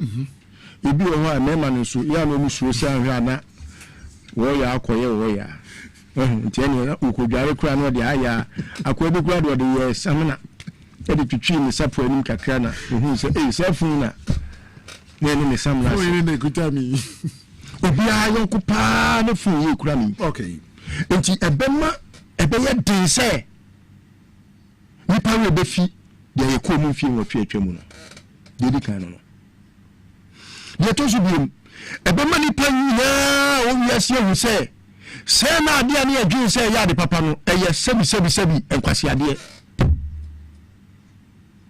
so say and not difficult for the youth to understand say MPP enkwase akuo no I say sebi ade na man MPP enkwase akuo eye amamboye for na ahia ade bia ya amamboye for ade bia enkwase ade na saba kukura ni Obuko opposition, have they made any sense just once? Can you tell me just one thing? One car, it making sense to you? Say, Kofo opposition, be na said we wa ben kura na tasentasi ayo mo amuko e di MCC no adwena bafie ubetimi ache na ade ba ko pa obetimi aka said you ubetimi aka say we die e won say tasentasi acho mo wabra o na 38% ne de na so no so omuko fie kura no o ma dwena asha say we adwuma ba ko pe and that demonstration ya omo yese ya chechiwo mi enti ase nim Kasa MPP4 hwe mampani kofo yes only the best presidential element MPP enya so far omanya President Kofo yes and omanya Kufuado President Kofo is the best omukura under his watch no chachu chikata alone it's how any question MPP ni bia na no kind the word injustice e Ghana and Guasia and it dance the image of the MPP. President Kofo no papa no. Under his watch, he intimidated it to a point where Chachuchi Katana on name from Swano, Yadine Kwakotum. Sabrana, yadi Chachuko Tuno, and now yadi Chachuso are causing financial loss to the state. Abraham, at the crowd, yadi financial loss to the state. Equachino, Nasa, no, I am a Neptunum, Yasa, and us, and Yada Yasa. There wasn't an existent law. Before that act, omission was committed. Another year, Juma retractively. MPP Neka injustice was Ghana. There be a minimum say example. Yet is to studio ya pon studio ya ye adwuma wie musasane ya pon ye na je honoma na omo asuma macho men so omo na mepega kwabra bobi ansa efani free studio efani kwoto afiase wa kufado ifie nchen ho police station bi ho refere ni police station yesi ya na yesi ya anya baki obesu amade achi na adano baki anya ne se so wa fa kwabra bobi ansa kwoto afiase pa na bi amena the former first lady I no su woni kunu so ama kufado so sita se baki su bi ya ne mkwati ni kwatu na mlanche beti bobie kwoto afiase ade ne waya bobie akoka se ne yira kwa wiya ban asase beki akwa ban asase na wuri ne krofo a eyo wonye oyo man onye yo man Ghana omkwoto the republic versus bobie akufado yira kwa wiya asase a ono na bokiti wakoka bienti yakochi bobie ni kwoto mu ma de tin ama ye ko ye deda ni saye busa no onye sebeboa MPP ni na kan justice organa they criminalized speech even to the point say me ni amon yansa bobi ansa aye fence Mugabe masi wa de uti na adwam yes akodan any your friends are used to tell you Nelson sabi kasabi wa ese kasabi do fun so mpem akufo do mu anu mti hono mu say omako yade efe ne criminal libel law afu honesa yes nti ba ne sen na wo judge sulo gbadogbe na se temtisi esu okoni create ana we film obekwa ko to amochi not or expect say Kufu the bear no chief justice anya no sa ani wo mi tell you ya o suya ada ewu na yemfa en ma kutienti ada or reta usuya koka o 6 years of joy onya joy ye ono joy wa saman no on the MPP ni metese wo kase wa kasa ma yakochi na jame bufu we mi kase obi kase enti enu ye nenye no enti enu so yenye biana asembe no kokan anya se wo kokan asem no ye bechi wo ye invite wo se wa asem wo kokan no bra mi ye tutu wa no e ma wo ya so brachie wa so dindindin ana omba mua kakra eno kakra minimum force ana ebu ko na court ana court say ya hese nya wo ya na koji wa home we na ko proper ni ana odi ko sie odi sie kakra na kakra no odi wa be kire we boni be na aban na ye enti de omo flag bearer Alhaji Bawumianso ka say Ghana's democracy is under attack. On want democracy na say Alhaji Bawumianso o ka say democracy na ya pounds na ni yiri twi no. What democracy as saying? Where was he when they were abusing the laws in this country? Where was he? The patronian can as a forcem. Where was Bawumia? And I say you took a brother be answer there. Na sa kwa na onu ya kwache no why or ye the Bruno regional communications officer and so what the MPP and so what it will Bruno communication officer and Virginia me am tete o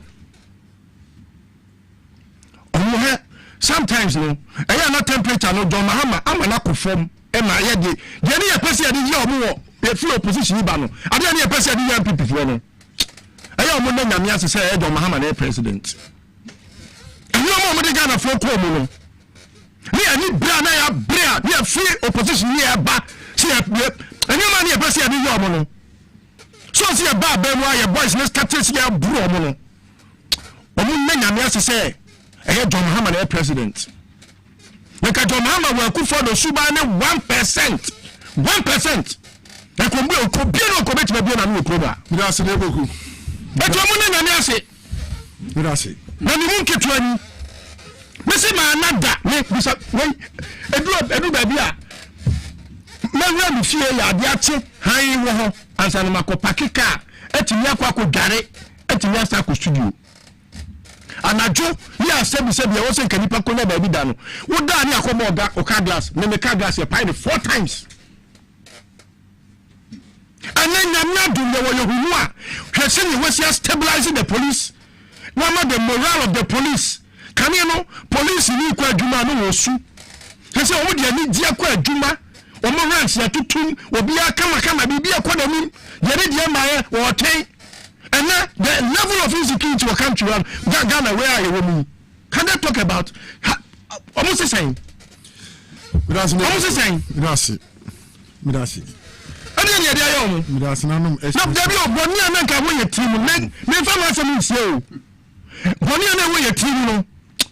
Midasi. Kabana Ganani Samudaha. What Mena, when we feed on our Kabana. Kamu fana ka babia kamu de dan kamu ti Midasi. List your executive Edema good governance advocacy good governance. He tinu room. Sami, I mean for a demonstration now Sunyani Brown region. One say NDC are buying a tata or more intimidating with political power. Said the list with the Kankaino. And Yama be brain echoes abemu. I was a gun and nibia tinu. And Tinkenya, ya, Kasimi say, Yanka, because we found last week in Kwa, President Mahama Kwakolonchi. Free primary health care and the winning national insurance scheme crana ban say yen saw ya dear yen show up only free of charge last week a Greek minister any adwuma friend sent you esan apan te asia pamwa nyina so o mo ba be si factory ebe fertilizer na fertilizer krefra man on eba ne swati o mo se kwa kusi eye cashew factory processing factory plant our sampa okay our ye bono mantemu afri so farmer service centers maku eduasa eno mo ba besie na wotwetwe mu no agric minister crane farm meet akwanti ase apamu a mo beso akuafo asene amoma don tools out of 810 metric tons afi bia Ghana consume no mo nkwa be produce 600,000 Ghana akuafo mo ni service on beto mo beti yes nanso sebio say the list to kind do ba kwasia amre say de otene ho na nipa kroko fa MPP ba ye no a omampeni dada akofo se ye kase kokohwe akra wagege dem a abonu sie kohwe abunobunu ni mu a esine ni mu a obawe enso so na ye ni atim na ye tim pentin kwa yo na yesisa umawo ya akoko batan ne ya ye bisa no se kase aban bi aba wetimi dini pani ekani pakasabo ahye mu yemu a ke MPP for the enkese ensesen komuka bikra na mu kan se mi se ya yi nse ni pie san se asemi safo akọ bi asemi puno 2017 na mitimunti FM pampa so dwumedi ena studio ni ewe nkwa ya mum shut down NC ebetutu munti FM ebesime yambie if you want to community FM radio good mete ho me ye prepare na ma commission ene ko announce say radio good ya shatten that the same NC anu bidumu no and the MPP omo ka freedom of speech says an attack 31 radio stations one day um shatten na down so 31 radio stations ni ba ku crane one ye pro MPP NBC stations in Kwa Mushatini na down, including XYZ. Yes. Munti FM, Radio Good, Accra, Pro ND stations in Yashatini na down. Other regions, Mushatini na down. District, Mushatini na down. MPP. Nana no makwa press conference say. Aban intimidate MPP for na mo MPP wa ba mu no Ghana fu bi kasa nsem bi na o se eche o me anche o mo no ma bom misa mo to din se me bom pie already so se o nyankopɔ kra mwa na ka kufu ado eye ni plane o ko high plane now o tenemu a enko so the longest latitude na san descend punu so na ka ni fu kra ni nya ensie o me se ni ko boss empire ni ancheme 2016 Mahama ACKT market. People can no a lawyer. Or a lawyer. Wait. Tell me call law school. Nana be waiting me a lawyer. Me call law school that. With common sense be defending Mwaku. Mahama yem punti juma. ACKT market. O bank hospital se koso. na occupy Ghana for MPP for yes omo do mo ya professionals o ma ko school omo nye mule say abronya wa call law school 16 years won't mean pass here omo nye mule omo ya ndifo omo na call demonstration omo di pizza etimi ya demonstration ko ya de ko gina Jubilee House kuma mama ya ready kuma mama ya o se wo mine no kuma mama ya na eye Kenufriata ogina mu ahye atade ayi mu komu sese bi obema ne no pa ne yonko bema no die nimu se yenkum awrade nkum mahama se adentina Ghana kwan ase no oye hospital sa ase no osie ebra no empunu duma no wo akufu ado betena so mfie nwotwe mahama nya mfie na obetena so mfie nwotwe mahama di mfie Nancy Kumasi Keita Market phase 1 e commission ye mahama di 4 years AC eye Accra Regional Hospital wage phase 1 e commission ye what the 4 years AC Lagos Medical Center e commission ye wo betena so 8 years second phase with the Scatwo Kumasi Keita Market went to NC Accra Rage Hospital second phase in that so it's what finishing went to NC Sabra no Ghana for much yen Akufa the person yet be near friend low bed syndrome me ni ma dear friend low bed syndrome say oko kolebua apim for go form na ye dey enwesu omusu na Akufa the person yet Sabra no a yenye nwokra mapping for no Sabra no Akufa do rent ewim shen $20,000 per 1 hour no ane se wabruni edi na muwiem na yoga change usi esi yoga chair akonya yebu ye pa wo mu na mehwa mo kira na Ghana from so awrade obie no ababu mu kra no adifo pi omodumi se bi o matamfo omo mpekris omodumi omo Akufa do no problem gifie so se we obewunye be ye kra e sabe to adaka nti we de menya ye nto adaka me bompaye pa because ye kwa so da me bompaye ye ka so ye bompaye enfan hwe se adwuma be yi esunsire sibono o ye bompaye ematias man Ghana esunsire sibono ye nya ka se ye bompaye ntia ya tamfo na obonsa modidifo a ubosu no obi asoro agina bi wonsem pa edifo ndi kura timi ya kwankire mu etutu abeba e de kokututu ze pay because ya tamfo obotuo no na sasabon santi se Akufu adaba betena o man Ghana so e di Ghana konkwanso mfie wotwe na me kwa akwaji amanyetumi na me de ma no di se bi onsamfu na fini nsem a na makobu kutudwe ade na Akufu ado yes sasabon sam he was the president of this no 80 no Akufu ado di fie sen Akufu ado ni age group Akufu ado nya president we be di ya nkokọ retirement ni age group o maso ebinom ye adwuma private sector ebinom ye adwuma wa ban mu ado musika asia mu se ene ye se bi obi babu wa mu osu antisa wa ankasa wusu ena se bi obi babu wa mu agya ona ade ene nka wadwudwu wo banchi ase na se bi agya ona na ho nto ento mu do musika asia ye papa no da kama group of company for 30 years e bi musika asia ye mpani se ahohini ti ne gya more Dr. Michael Ado Ebre so mkojo musika no Akufu ado se ontua omuka omutina wheelchair mu ekotena wiakata ban so Ministry of Foreign Ministry of Finance for 3 weeks Kenufriata so on see from kra manu ababa hwe mu wati omo hawo pie yansa na Kenufriata kra pie abehwe omo enam so masano yes enwafo ni kwakrafo yi over 800 of them ewu why misika no de kosie no kodibi yakwa akoto diabetes edru yesi entua obi bibi tua ne danka yesi entua obi bibi to aduane kura bi yesi entua ema omu over 800 ewu na bisa o yankofa saa mirwafo ne kwakrafo 800 ni nyina nchen nyemfa Akufu ado ene nyina nchen ne musa Ghana fo se si ewo tumi ebetimi dia 70 pankwa between Akufu ado ne sankrofo between Akufu ado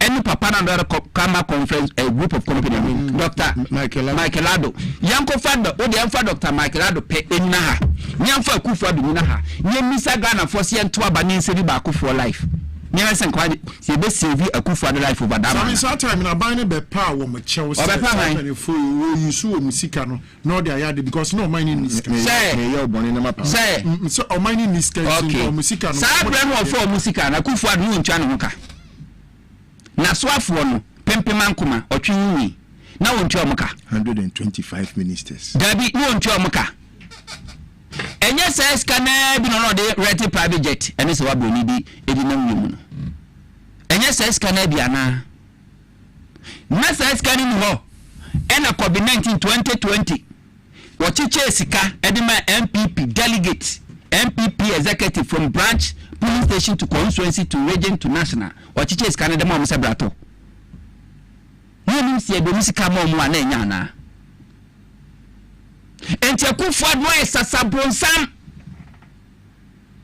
Akufo Addo fi enere Ghana emaburi dodo na ania adwumaye nanso eye so be kwakofa napko ni a wawie second university sebra na be ye adwuma na metua woka na wa be ye adwuma bosome pore enwotwe napko mu a ye bosome pore enkono a chesese bi o hyene mpuna enyinse ano awo enkono wo so agu napko no a wantua nka ena wo de koye no sasabonsam de to man so ente no free so no de be onya adwuma kra ne hwan ha no yenkonko bi se ma me no mko amano ne kofa ne amade ba se omo hwan ha o ma na so mo ha omo companies awodo a collapse ya dodo na koye Nigeria Burkina Faso eni Cote d'Ivoire na ne form ba se ne nke ya adenti no mkoye da bi o se ne nke ya adenti no mkoye ye mo bi fie na ati medicate market phase 1 wo ban fie nwotwe wantumi anye emadwade for da so ti ensuomu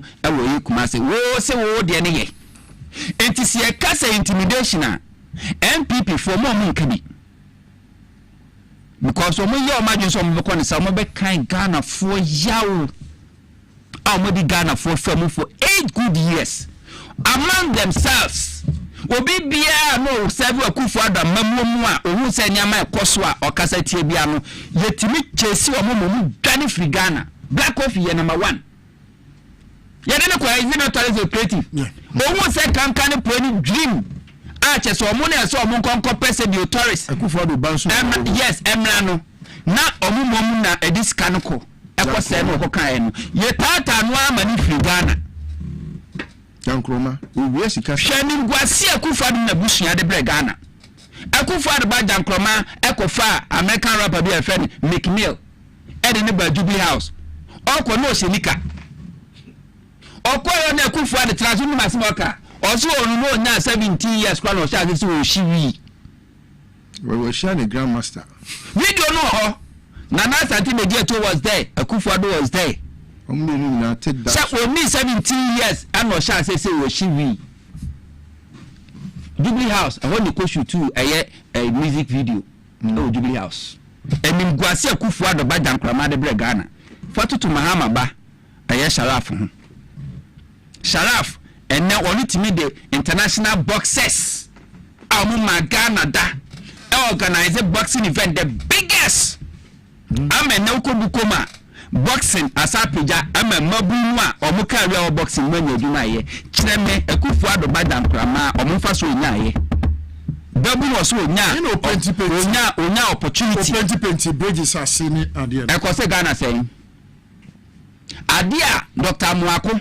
Franka Muako ewoti Kumase Ashanti Regional Minister Muako hini yes etunya ye ankosi taxpayer 1 cedi ankosi ye no Akufo Addo ba de ye sen Ejuma Ibrahim Mahamadi EMP eye e Kwame Nkrumah circle dona team 2015 ebe nso to yiri Ghana for 1 year takunu and Akufo Addo sisi adapa e cost 43 million Ghana cedis we are saying Spanish will be pass 43 million Ghana cedis so manu na hwe radio Ibrahim Mahama busuani ninia kwaje daman wanyansha adwuma se was within 6 months we see airport within 2 years or year asphalted road and a concrete road from Daman to Cape Coast we see 2 hospitals na face cry asphalt of cry do mo fa anya hwe o say kwa kwosini dan cry de si ho what na ho Ekufuado Bejig ECG the manimia Gabi Asawachedaku for 6 months.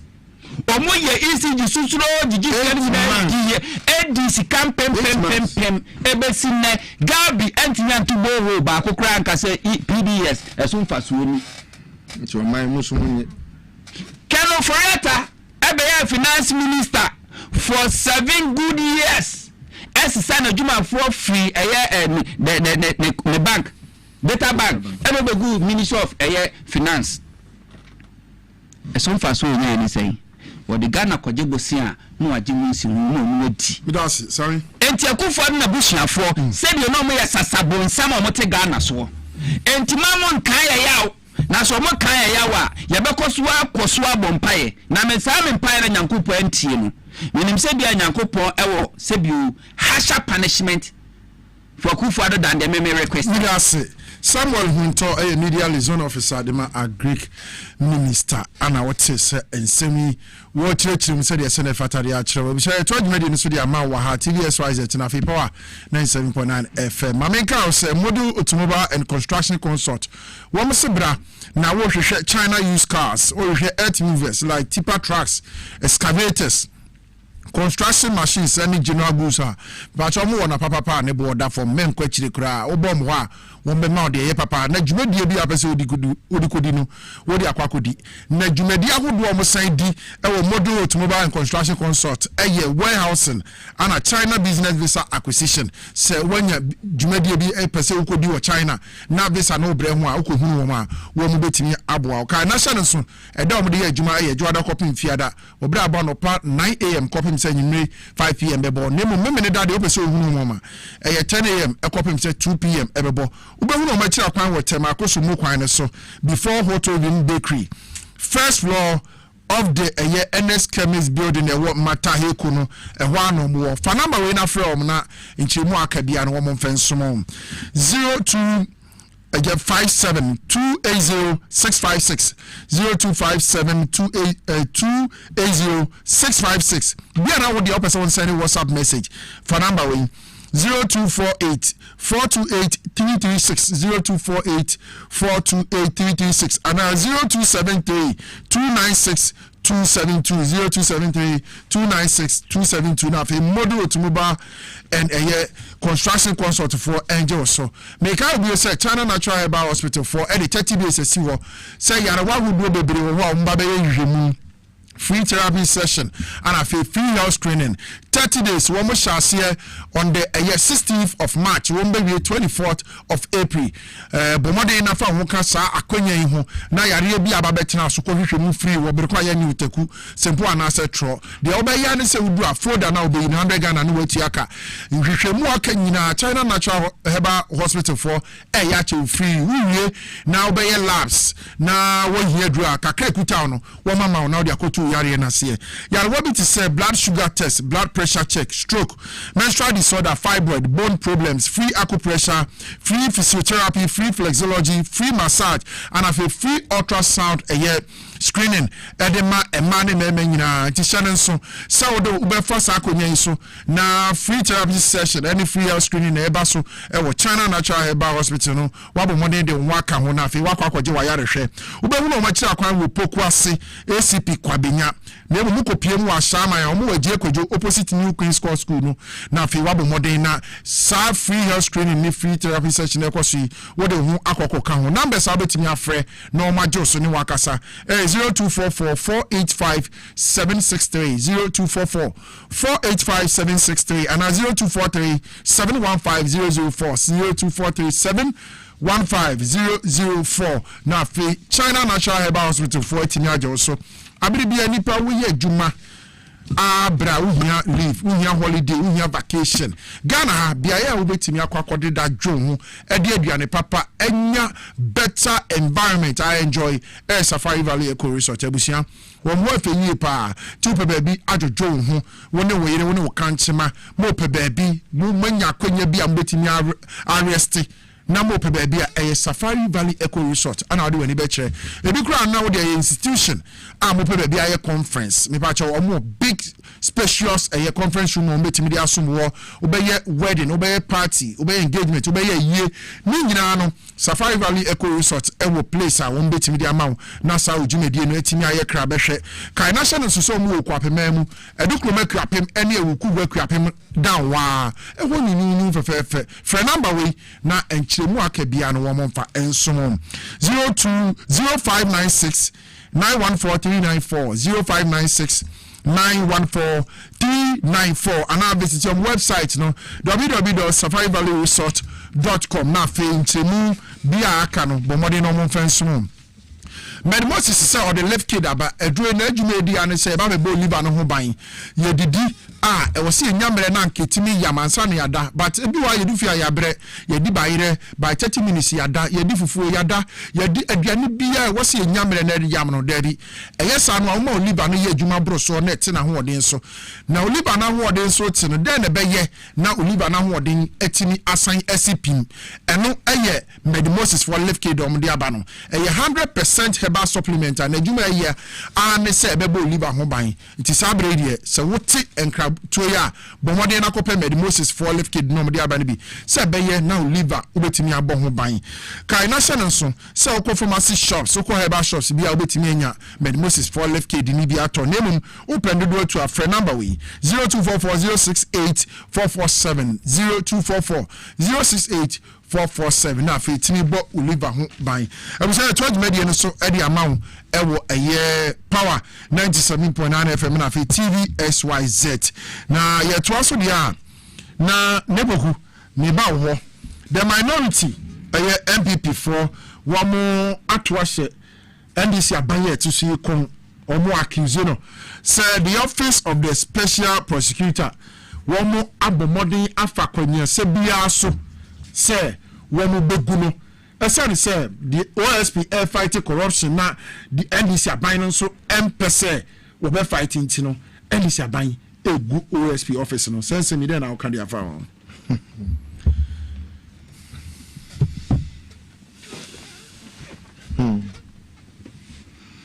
I think say OSP asem no ma have a quality discussion previously.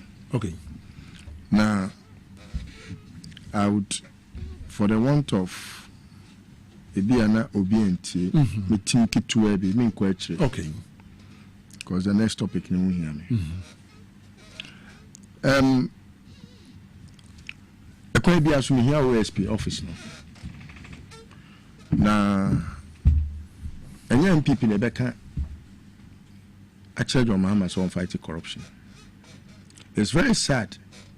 Say some appointees of John Mahama are not helping the situation, and it's very sad.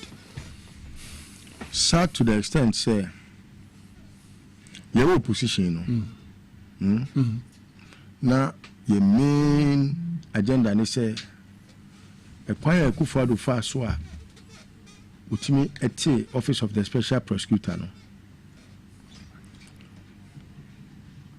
Na ebinu madwen ye omo se eye Kufuado na na ofiri ni pem e na ase odone man e na wate but ye wade bi a ye friend United Nations Convention Against Corruption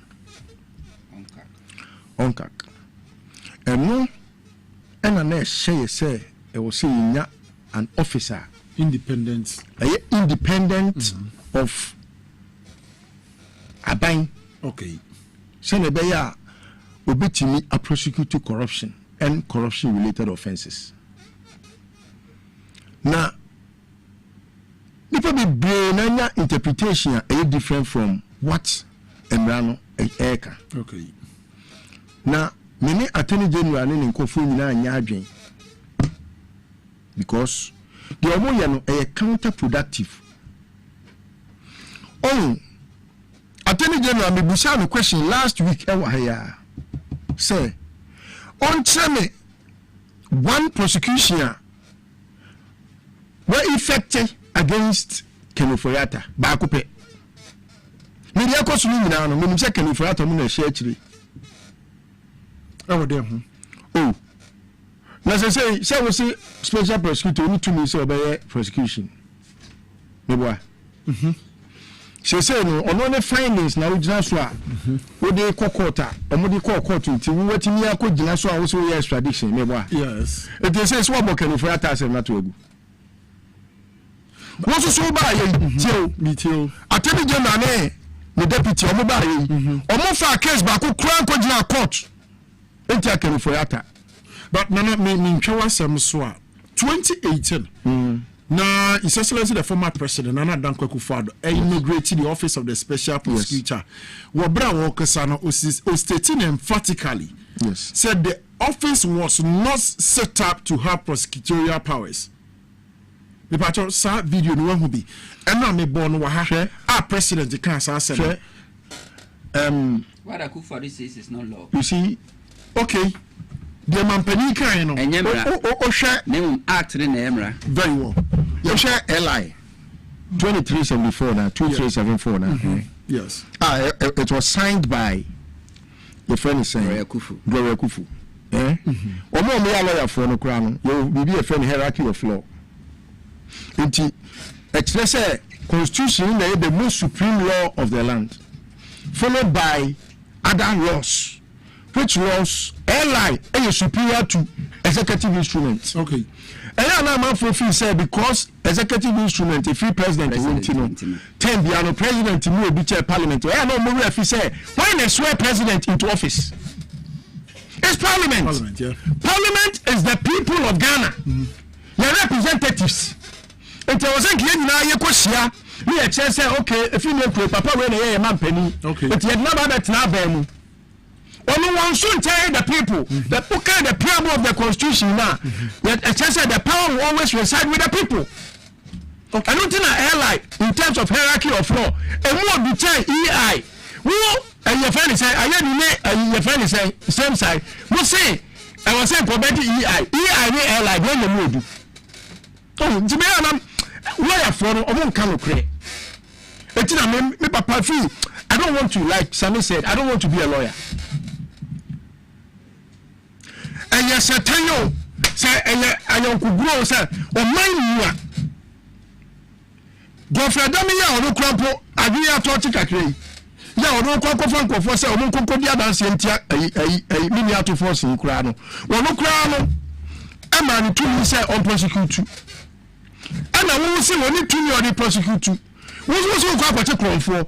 No nipa na okote kronfo no manu tumi no prosecutor wo se oni tumi o best and one kasa wa ba beda na ni o public say a kronfo a wo no kra che o mu nyina no kra wo fo o mu humi wo na counter productive personnel this one was what he saying it's age na wo ho no attorney general ni ayi no hwa ma me do attorney general's department when they in charge of a public prosecution director for public prosecution Anyama omonya no ho no me say ayen ni bewie opa yen tonchia ne boku ya bre omonya one prosecution kura one case that's it ATMP for meanwhile eyade are very obvious when na wodi ayo ma we and then go for them yakwa kodina court say okay you go to see prosecutorial powers etebe kakra no na obi any prosecutorial powers police ni kwa kodina court we prosecute we agree we maybe be mine me that sanda go mama repon me dem say le me kado do na tifu a omuni media ma kire madwen dia fa ho na say de peni kai no de wo ba kwase amre say de otene ho na say wo ba kwase aso ampeni say ya otu ba bi nka from last week ebesi me say what follow media discussion ekoso a about 70-80% is about the ekoso OSP and Attorney General. President Mahama launched free primary health care. I was here discussing near Chilemu. Emma me ya papa ye nuanu mu nkrase na ombenya so mfaso no. Ne discussing no. At a point now say President Mahama no ankasa take stage no say explaining policies because he had the attention no akọ office of the special prosecutor and Attorney General. Enti aban no niam pa o ya wo se ebo da Ghana 40 bigina so ahwe so ato aba 2028 no aban no appointee esa hwete me bisa o 2028 ekoto aba Say Ghana ni betime gina adakama to aba ma NDC because of primary health care. Yes. Betime gina adakama to aba edema NDC because of farmer service center. Betime gina adakama to aba because of a cashew factory e kwakosie. Ufi say Ghana ni ase bi onitisi ni konso oba ne be ma da wo se nipa. Ebekwa ko gina adakama so kwa akoto aba because Attorney General aje special prosecutor ni 2 year free nizem. 2024 election e kone kan wana. Yes, I assume you look or quiet. And since I never, in any case, as the special prosecutor already, of course, in a special prosecutor, is fighting the Attorney General. Is the Attorney General and fighting? But how suffer Ghanaians? Because of this, Enua, OSP, Eddie Mustafa Hamid, a Wabon Kwedu, say over 230 million Zikawaji, a Bon Kwedu, or Koya or challenge special prosecutor. So now, Attorney General, because we need to me. 20 million prosecuting. Because of that, court any case need to come. Say be do sabe na Supreme Court in determination aba. Ene o ma sa court. O mo court as some agenu Boateng. Former former procurement authority boss. Special prosecutor then court now also say who need to me Attorney General class who need to me. Because of that, any case need to go June. So who is suffering? Juma OSP for 1.5 years in here about Kenufurata extradition. And now could do US or Mojumano. And ne, you see a null and void. It is a best I shall say a bit to key another 1.5 years. For 1.5 years, Becca 1.5 years, NDC, I say 3 years, you might say 4 years, I can say 1 year. And then I bet me the eye. Kenufurata bet me the 1 year, didn't in a convention. What made Nasimenya convention na enti dia koso nyanu was say trans me access say esun fa so pa ni say wo say oni to me was say prosecution and then last year why you to me na free ni say na fe wo kro ya deputy attorney general say mo ya law abiding to enforce high court order no say prosecutorial powers no case na ma AG. Now face crown cases of Madam Marine in a convention cancel. The same deputy who say cancel say OSP requested for authorization, they will grant them. So the question is, court bear nama order say OSP ever requested for authorization, grant them. To me, bear namua beza mo demand and munya farmer.